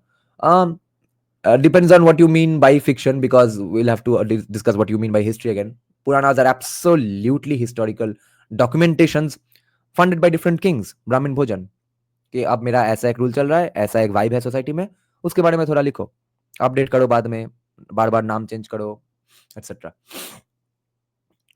तो of 75 grantees sampled from 17th century, 17th and early 18th century Chittagong, 21 bore titles like Chaudhuri, Ta Alukdar, or Khan. And again, Bengali Hindus have a surname called Khan today, which is written as Khan, associating them with the rural landholding aristocracy, whereas the rest bore titles like Sheikh, Khwandkar, or Darwish, associating them with Islamic piety or charisma. Yes, Khwandkar, Darwesha. Whatever their origins, however, all these men were entrepreneurs who had arranged to get necessary authorization from a local landholder, zamindar, again dar, to clear the forest, while also arranging, because otherwise the Sanskrit-based word would always be rai, even if it's a local loko devota, etc. Even then, for him, the term is dokhin rai. The moment it becomes dar, you know there is Islamic influence there. From a local landholder, zamindar, to clear the forest while also arranging with local laborers to work the land as shareholders. As such, they played key roles in transforming the jungle to paddy, in introducing Mughal and Islamic culture into the forests, and integrating. Now, here, the question that Buddhadev Bhattacharya asked about 1 hour back, this is now going to be answered. तो conversion अगर हुआ ही नहीं तो exactly क्या हुआ, कैसे सब मुस्लिम बन गए? This is answer. They played key roles in transforming the jungle to paddy, in introducing Mughal and Islamic culture into the forest, and integrating forest communities into that culture. Each new mosque in the forest became the nucleus for new communities of Muslim peasants. In Bengali literature of the 16th through 18th centuries, one sees a gradual process in which Islamic superhuman agents were initially included in local religious cosmologies alongside indigenous agents such as Monosha, Chondi, Shottopir, Dharmo, or Dokhin Rai. Over the time, Islamic superhuman entities became identified with those indigenous agents. And finally, by the 19th century, particularly with the diffusion of literacy and thus of scriptural authority, they began to displace indigenous agents. In sum, the twin processes of peasantization and Islamization appear to have proceeded simultaneously along the delta's eastern frontier, both of them stimulated by the activities of pioneer developers acting under the authority of an expanding Mughal state. The association of agrarian and religious change perhaps explains why religious texts of the period are saturated with Bengal's frontier chaos. A late 16th century Bengali biography of the Prophet Muhammad and other prophets of Islam, the Nobi Bangsho. Yes, yes, I've read about this in Dr. Shomude's paper.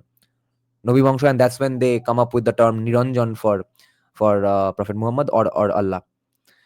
So, and other prophets of Islam, Nobi Bangsho, because they realize that the way people write stuti of different significant Hindu characters is write a Vamsa, this Vamsa, that Vamsa, Vamsanucharita, etc. So they write a Nabi Bangsa, okay, Nobi Bangsho. So basically, Nabi ka Vamsa. The Nabi Vangsho characterized the patriarch Abraham as a man who, born and raised in a forest, traveled to Palestine, where he attracted tribes from nearby lands, mobilized local labor to cut down the forest, and built a holy place, Jerusalem's temple, for offering prayers to God. Clearly, the main themes of Abraham's life, as recorded in this epic, precisely mirrored the careers of the hundreds of pioneers who, during the 16th, 18th centuries, 16th through 18th century, for 200 years, mobilized local clients in the Bengali countryside for just such activities. Up Punjab. A is saying Northwest and East India conversion. It's the Buddhists who converted en masse. Buddhism was responsible for this setback. Absolutely baseless.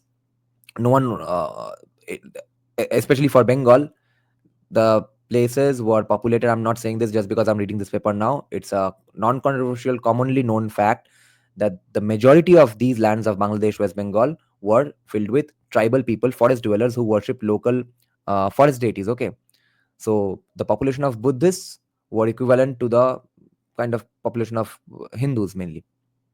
They also may have converted to Islam. I'm not saying the Buddhists did not convert to Islam, but the large, significant majority of it were not Buddhists in the first place. Punjab. The Islamization of Western Punjab between the 13th and 18th centuries shared some similarities with those of Eastern Bengal. Both regions were located along the margins of expanding Delhi based empires. Both had indigenous populations that were not well incorporated into a Hindu socio religious world at the time of their earliest contact with Muslims. And both societies experienced a transition to settled agriculture at the time that Islam took hold among common folk. That said, the two cases also differed in certain respects. In rural Bengal, the movement was spearheaded and institutionalized primarily by hundreds of humble, thatched mosques established by clearing pioneers. In the Punjab, that role was played by large state funded shrine complexes built over the grave sites of prominent Sufi saints. These shrines were often located by or near the great rivers of the Punjab, on the Indus River, Tonsa and Makhad, I don't know how to pronounce it, on the Jhilam River, Shahjiwana and Sial Sharif, on the Chenab River, Uch, Jalalpur Pirwala, Multan, Chiniot, on the Ravi River, Sharakpur and Lahore, on the Satluj River, Chistia and Pakpattan. Pakpattan. A closer look at the last shrine can illustrate how Muslim communities appeared and grew in this part of South Asia. Pakpattan, a major nexus of east-west trade between the Delhi region and Multan, is the site of the shrine of the Chishti mystic Sheikh Farid al-Din Ganji Shakar, who died in 1265, popularly known as Baba Farid. The Sheikh maintained two traditions of Islamic piety. For an elite group of full-time residents at his convent, the Sheikh gave instructions in the mystical practices of the Chishti order. For ordinary folk, he handed out amulets, tawid, tawhid, I guess, or tawid. Oh, tabiz. Okay, okay. So the tabiz idea, that's again worn today by countless Hindus as well.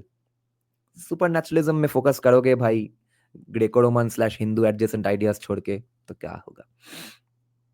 For ordinary folk, He handed out amulets, taweez, seen as a protection against evil, a boon for good fortune, or an agent for the cure of an illness.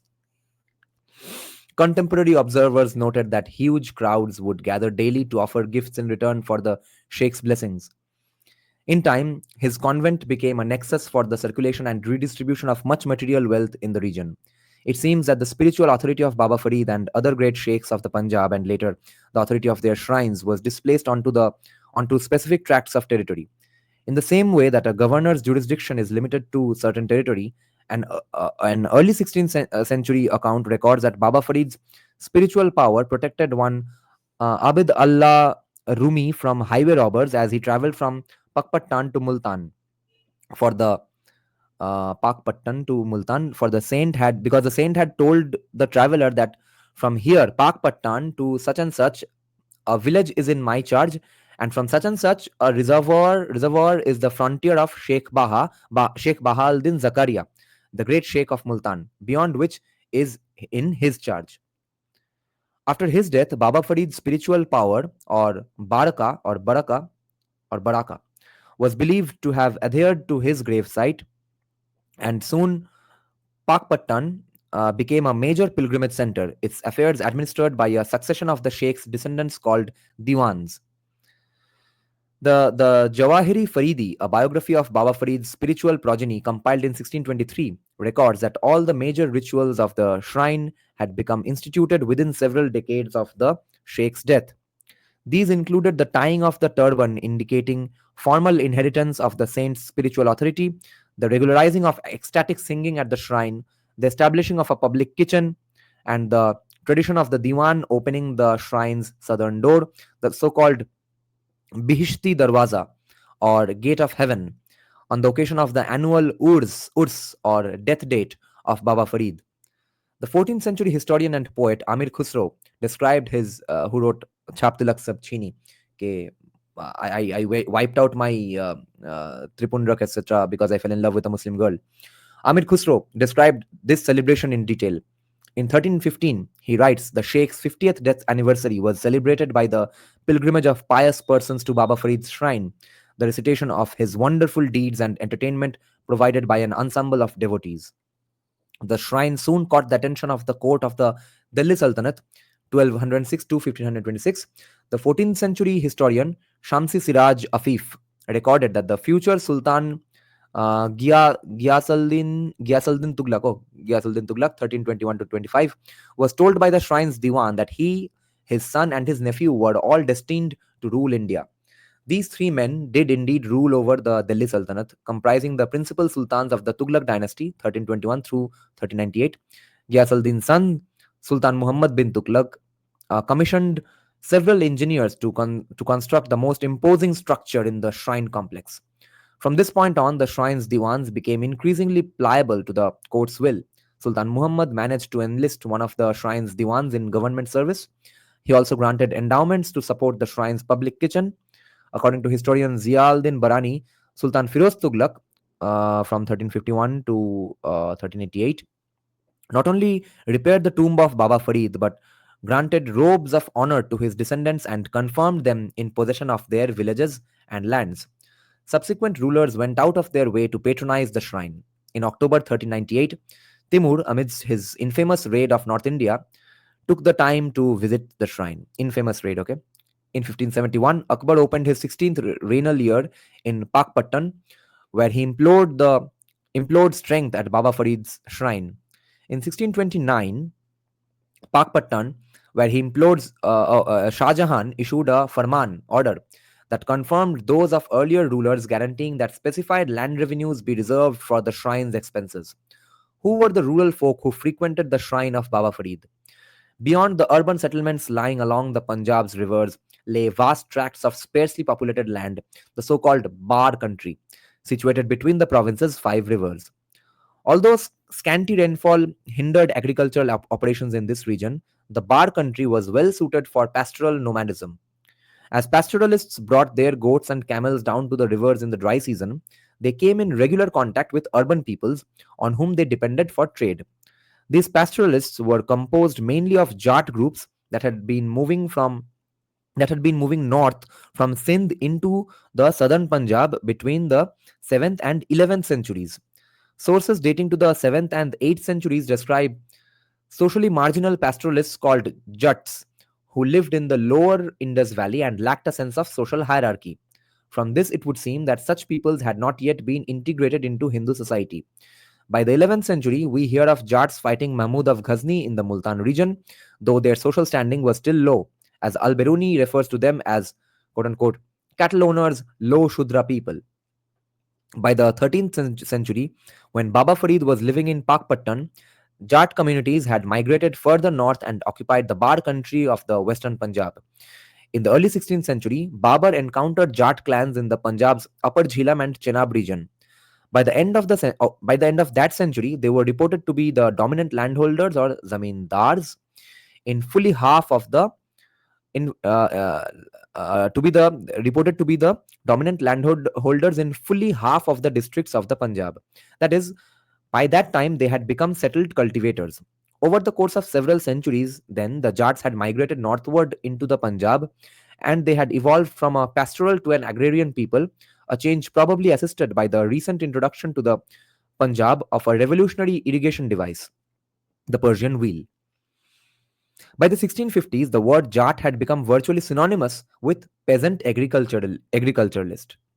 And then Raja Ram Jat digs up Akbar's tomb, digs up Akbar's skeleton, feeds some of the bones to dogs, and rest of the bones he sets it on fire. Essentially cremates Akbar centuries after his death. Dark. Significantly, as the Jats of western Punjab adopted field agriculture, they also gradually acquired a Muslim identity, as also happened in eastern Bengal. Holy shit.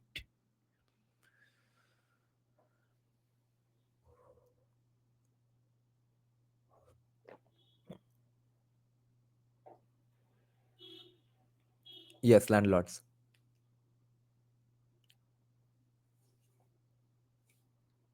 Pagdi Pratha is copied from Hindus. Punjabi's word will always. Yes, AK Brahma. Right now, if you hypothetically dug up Akbar's grave, you wouldn't find anything there. It's just a symbolic grave. There's no skeleton inside it.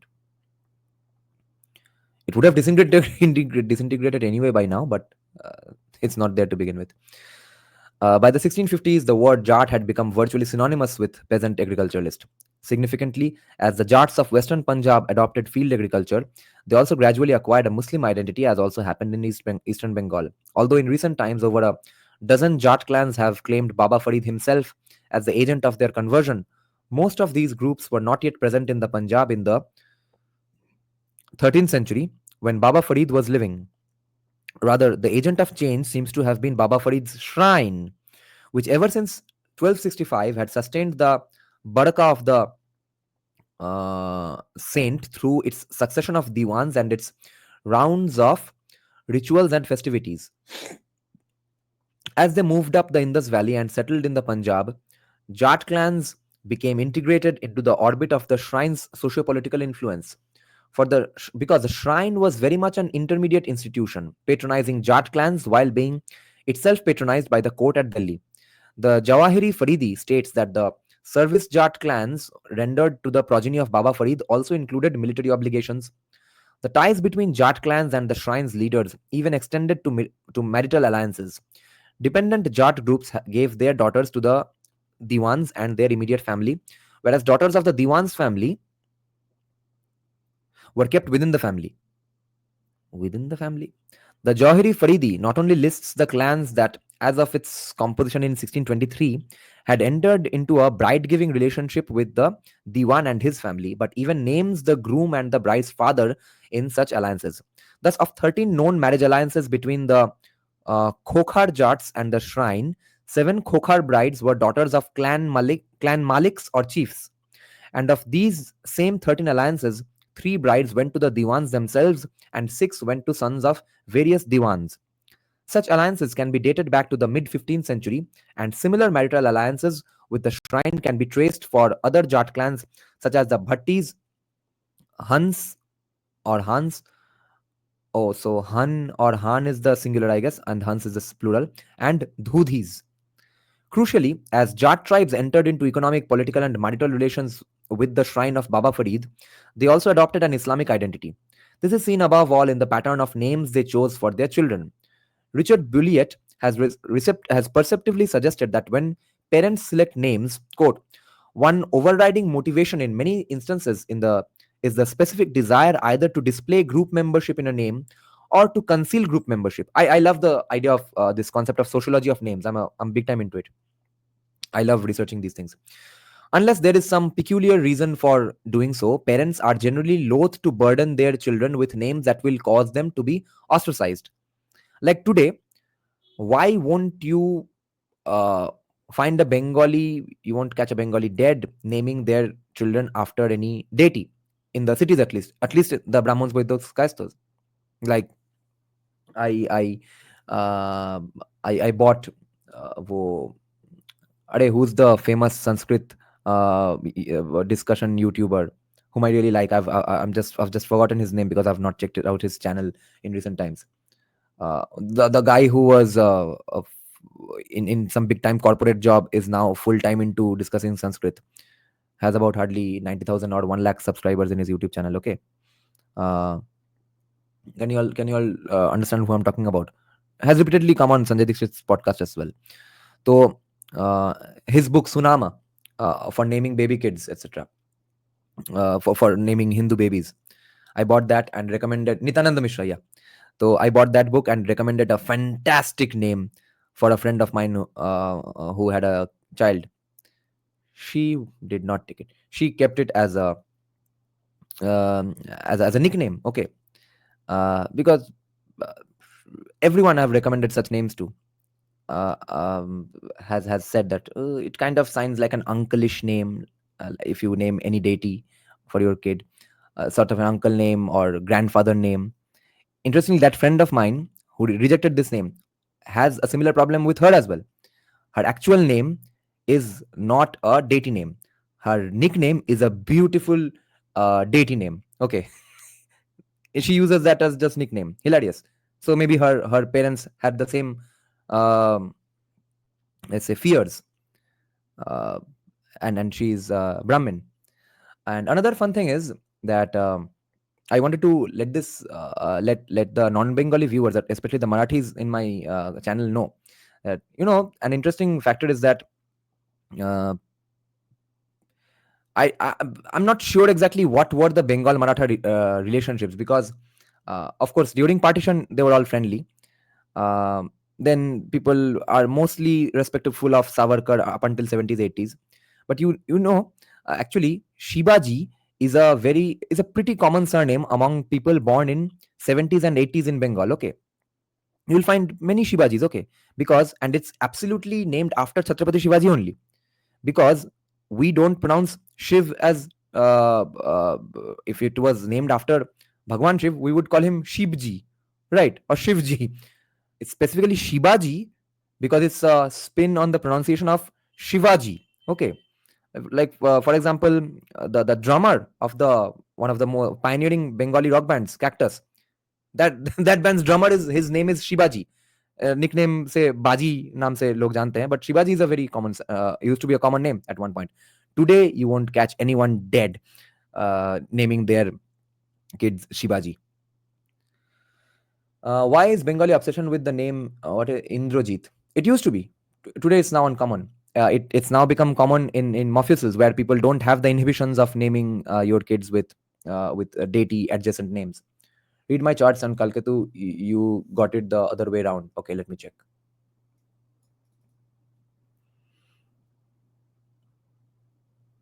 Mm, read my chants on Kalketu. You got it here to learn, here to learn. Nityananda Mishra. How far back are they? That would be Sir Banglabak considers Gujarati Bohiragato. No, it's quite opposite. Kalketu himself built Gujarat with Chondi's blessings, but it was underpopulated. So Chondi sent storm to Kalinga, so people flee to Gujarat. What the hell?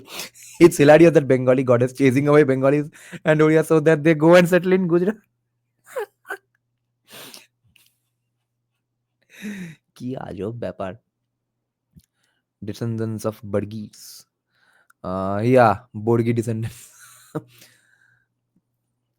Okay, let's continue. This was a nice digression. Let's check out this footnote, by the way. In these environments, this is written by Chishti in Jawhari Faridi. In these environs, the Khokhars, Dudhis, Joyas, Bhattis, Wattus, and other groups who became Muslim from the time of Baba Farid until now are busy in prayer and fasting, for they are the possessors of dignity in the environs of Pakpattan. They can place 10,000 cavalry and foot soldiers in the Diwan service and have complete faith in Baba Farid and his descendants and are their murids, disciples. Okay, anyway. So Richard Bulliett is saying one overriding motivation in many instances is the specific desire either to display group membership in a name or to conceal group membership Unless there is some peculiar reason for doing so, parents are generally loath to burden their children with names that will cause them to be ostracized. In other words, naming for many parents is an act that reflects, usually unconsciously, their view of the society around them at that particular point in time. Yeah, today no one's going to name their children even Bonkim, Shorot. Shorot Chandra, definitely not. Robindranath, no, absolutely not. The Sial clans of Jats of Jhang district, according to both the shrine's hagiographic accounts and the earliest known history of the clan itself, were introduced to Islam by Baba Farid himself, um, hmm, who is said to have converted the clan's founder, Rai Sial. So Rai pehle raja tha, king tha, Hindu naam se. After this event, according to these accounts, all Sials, so the name Sialkot, all Sials were presumably Muslim. Now, what I'm wondering is why are foxes and wolves called Sheal in Bengali? All Sials were presumably Muslim. Holy shit. But if one applies Bulliet's reasoning to the 14 genealogical charts of prominent Sial families given in that clan's own chronicle, a different picture emerges. These charts record 20 generations of leading Sials from Rai Sial to the time of the book's composition in 1862. Knowing as we do the dates of the Sial chiefs in the ninth and 17th generations, we can estimate the approximate date of each generation by using the rule of thumb of 3 generations per century. This would place Rai Sial's life in the early 13th century. As the accompanying table 1 of Sial naming patterns indicates, let's check out the table naming pattern. ये देखना impossible है यहाँ पे. All masculine given names through the 6th generation remained Punjabi secular names. It was only in the early 15th century that specifically Muslim names began appearing at all.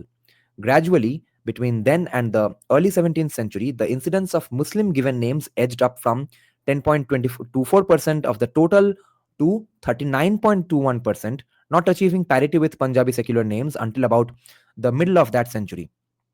It was not until the early 18th century that Muslim names became clearly dominant, 81.81%, and it was not until the 19th century that they achieved totality. The whole process of Islamization, or at least Islamicate culture, thus involved, even if you're not becoming a Muslim, you are giving Muslim vibe surnames or Muslim vibe names. The whole process of Islamization thus involved a period from the 6th to the 19th generation, or from the late 14th to the early 19th centuries. If these data are at all indicative of the process experienced by other client tribes of Baba Farid's shrine, then we may conclude that Islamization among Punjabi clans was indeed a slow process. It was also probably unconscious. Historically, then, the shrine of Baba Farid served to incorporate local systems of culture into larger systems connecting rustic clans politically with Delhi and religiously with Islam. The image of a pebble dropped in a pond of water, pushing concentric rings that ripple out towards water's edge, suggests why predominantly Hindu, Muslim, and later Christian communities appeared where and when they did in South Asia. By the time Muslims first reached the South Asian interior in the 11th century, Hindu social and religious institutions had already become deeply entrenched in the heart of Upper India. They had also begun to expand outward into the eastern and western extremities of the Indo-Gangetic plain, in western Punjab and eastern Bengal. But as of the 11th century, indigenous peoples of those two provinces had been only lightly influenced by Brahmanical ideology or institutions. Scripturally based religious institutions had yet to take firm hold. Brahmin settlements were relatively sparse. The pattern of the diffusion of Hindu institutions within South Asia, recalling the pebble and pond image, एक पत्थर डालो एक pond में जो ripple होता है, can be discerned in early Sanskrit legal texts. The Baudhayana Dharmashastra, a late Vedic text dating to the 6th or the 5th century BC, divided the subcontinent into three concentric circles, each one containing distinct socio-cultural communities. The first of these, Aryavarta, or the Indo-Aryan homeland, corresponded to the upper Ganges Jamuna region of north-central India. There lived the quote-unquote purest heirs to Brahmanic tradition, Aryas, I guess, people styling themselves as high-born and ritually clean. The second circle contained an outer belt, Avanti, Angamagadha, Saurashtra, Gujarat area, I guess, Dakshinapatha. Dakshinapat, where is Dakshinapat? Uttarapat is in the UP. Dakshinapat is also in the. Dakshinapat, I guess, ends in Gujarat, right? Upavarth and Sindhu Sauvira, corresponding to Malwa, East and Central Bihar, Gujarat Deccan अच्छा अच्छा ये बोल दिया गया है, मैं फालतू में बैठ के गेस कर रहा था, तो एक मिनट ये भी पढ़ लेते हैं.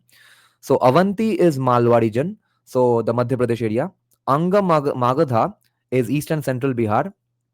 Saurashtra is Gujarat, right? Dakshina Path is Deccan, Dakhan. Upavarth and Sindhu Sauvira is Sindh. Upavrat, yeah, Upavrat.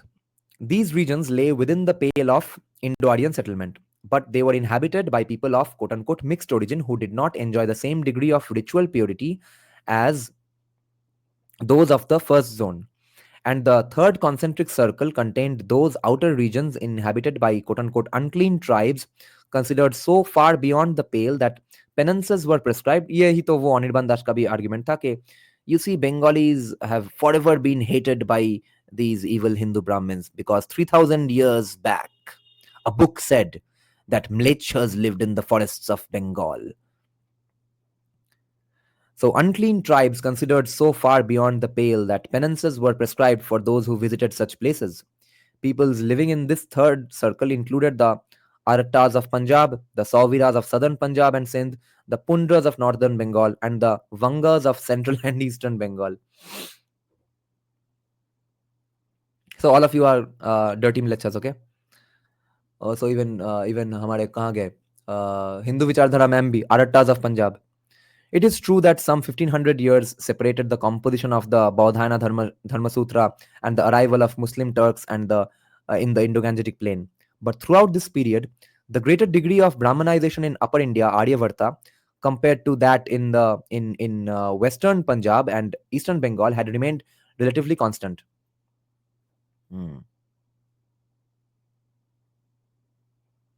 In the 11th century, history's first Indologist, Abu Rehan al-Biruni, died in 1050 AD, described the Jats of the Middle Indus Valley, ancestors of future Muslims in the Punjab, as cattle owners, low Shudra people. That is, they were enlisted at the lowest rung of the Varna system of social classification. On the other side of the subcontinent, Brahmanical institutions appear to have been progressing still more slowly. As late as the 7th century, the easternmost tracts of Bengal were described as lying quote unquote outside the pale of human habitation, where there is no distinction between natural and artificial, infested by wild animals and poisonous reptiles and covered with forest outgrowths. तो भाई यहाँ पे कहाँ से Buddhism आएगा? मतलब Buddhism का इतना फोर्सफुल मिशनरी कन्वर्जन वर्क था कि जाके पूरा जंगल में घूम घूम के टाइगर वाइगर हैंडल करके सब ट्राइबल्स को कन्वर्ट कर दिए बुद्धिज्म में. The persistently weak status of Brahmanical social institutions in eastern Bengal and western Punjab meant that in both regions, Islam, a scripturally based tradition, had little competition from another such tradition. Yes. Casteism होगा कैसे भाई? Competition देने वाला कोई है ही नहीं. इस्लाम को खाली जमीन मिल गया था बंगाल में. यही है argument.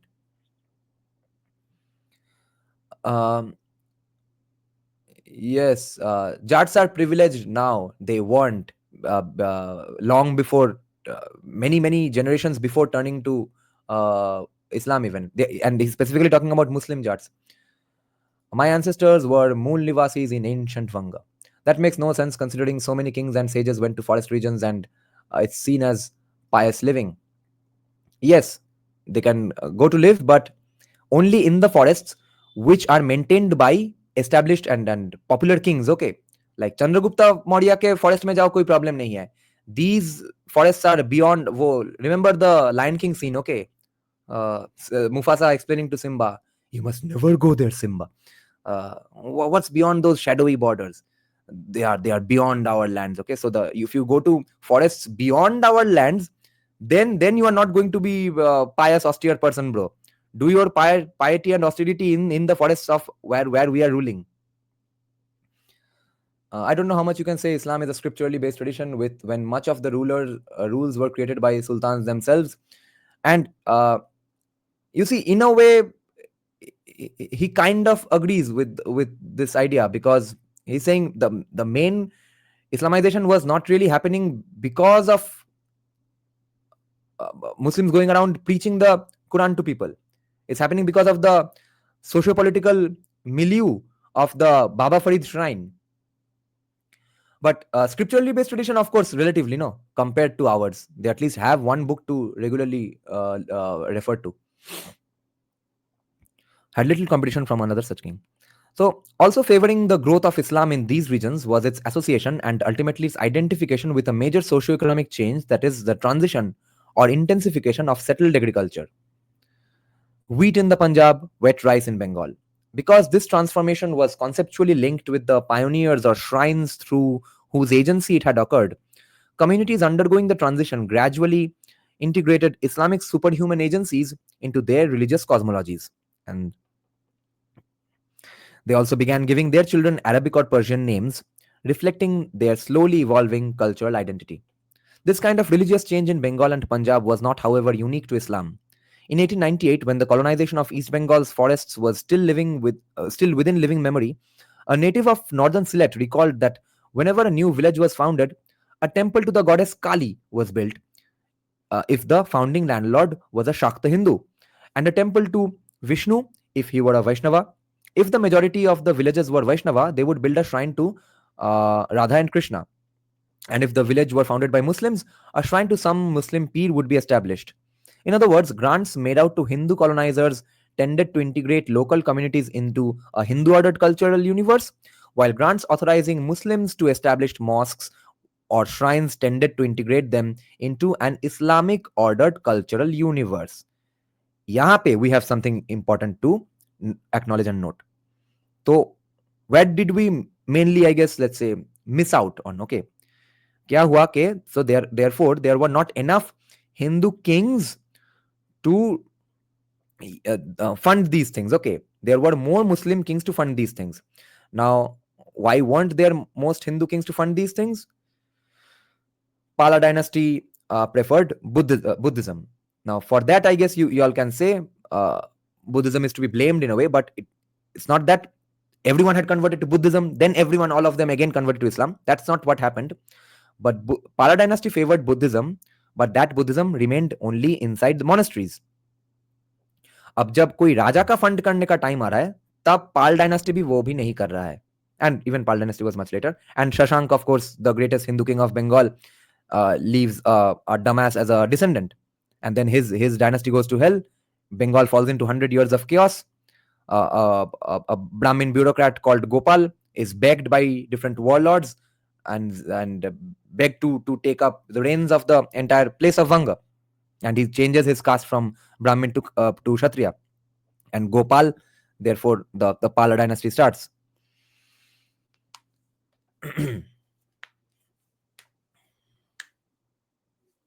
AK Brahma, then you tell me, it is a good question. Let's take this. Then you tell me, how does the concept of oppression of Muslims by Hindu landlords come? They keep ranting about. AK Brahma, you see, you unknowingly hit the nail. The point is, जब जब कोई fund नहीं करेगा बवाल, मुसलमान भी बवाल नहीं करेगा. This fact is clear as day. Which is why I go on saying,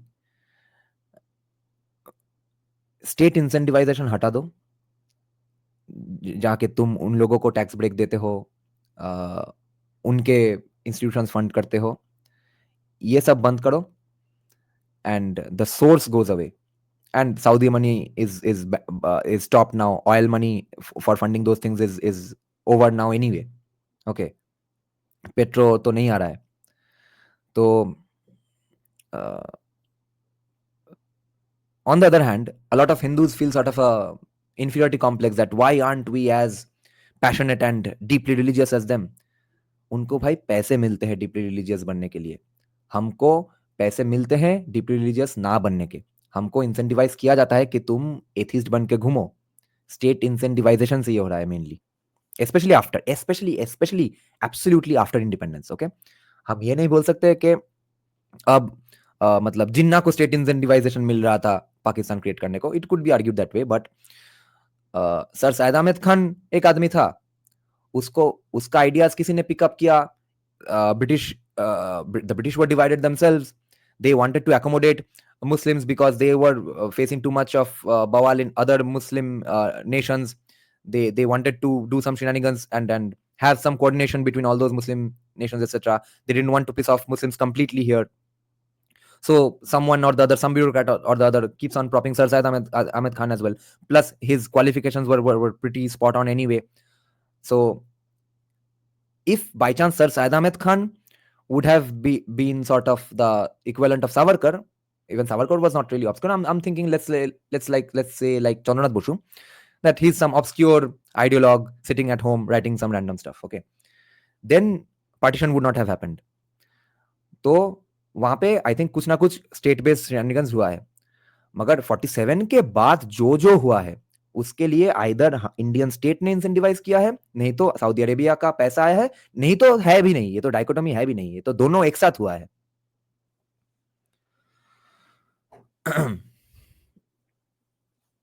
Is Qatari money on its way out? How, Anand?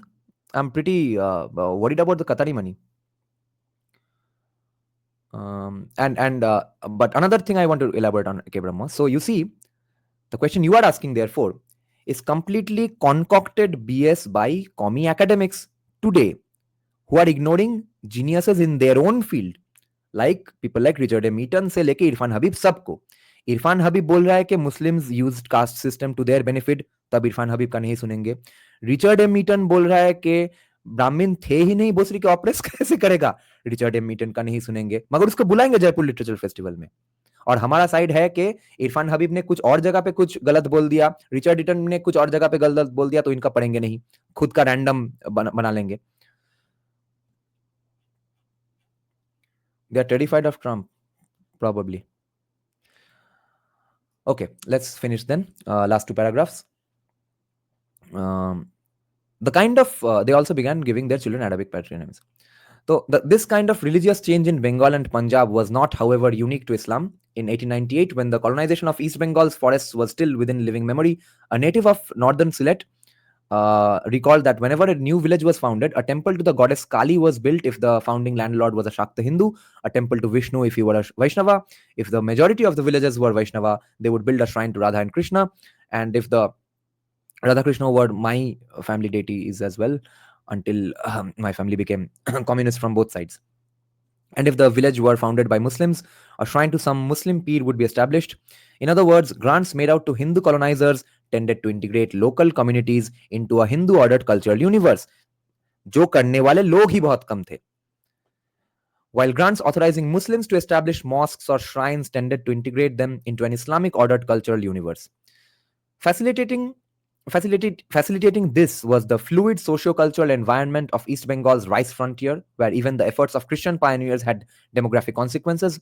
In 1713, the French Jesuit Pierre Barbier journeyed through Chittagong and into the interior of what is now Noakhali district, where he encountered a community of Christian peasants organized around the authority of a local patriarch. Evidently, the man had managed to forge for himself a clientele from amongst the local population, in effect functioning as a petty zamindar, a little king of a local farming community to which he gave both religious and economic leadership. Two final points emerge from this discussion. First, rather than use the word conversion, which suggests sudden and total change, we might best understand the growth of Islam in Bengal and Punjab as a form of creative adaptation, which suggests convenience first and foremost, which suggests both the gradual pace and the interactive nature of the process. And second, although scholars are accustomed to seeing the world through the lens of distinct, isolated disciplines, in the real world, religion, geography, economics, technology, and politics are all fused together. Very true. Each interacting with others. Absolutely. This was certainly the case in early modern Bengal and Punjab, where specifically religious changes, for example, the inclusion of Quranic agencies in local cosmologies or the adoption of Arabic or Persian personal names, were embedded in larger socio-economic, indeed environmental transformations. Changes in the religious domain cannot be analytically separated from the larger non-religious historical contexts in which they occur. Very true. This was a nice paper to discuss.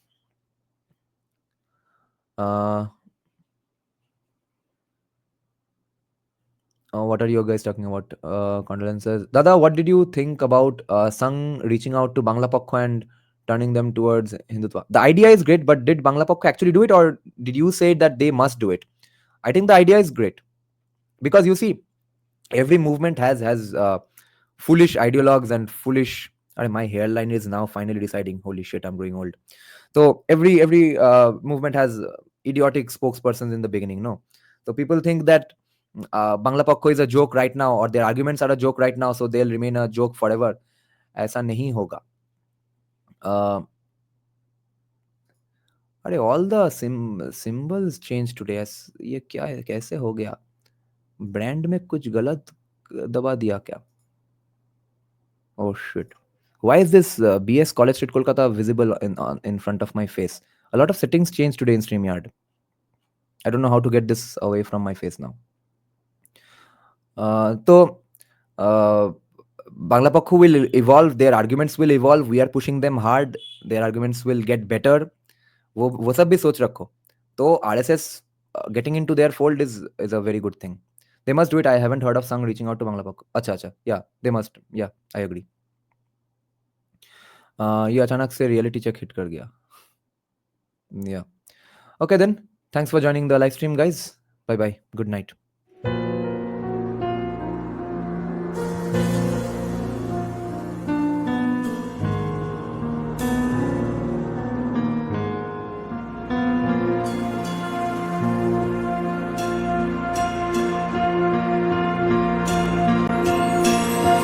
श्रवरूढं महाभीमं गुणाद्रष्टाङ्गरप्रदम् अस्य युक्तं त्रिनेत्रं च कपालकर्णिकाकरान् मुक्तकेशीं ललज्जयं पिबन्तीं रुधिरं चतुर्बाहु समायुक्तं वराभयकरं स्मरेत् चतुर्बाहु समायुक्तं वराभयकरं स्मरेत्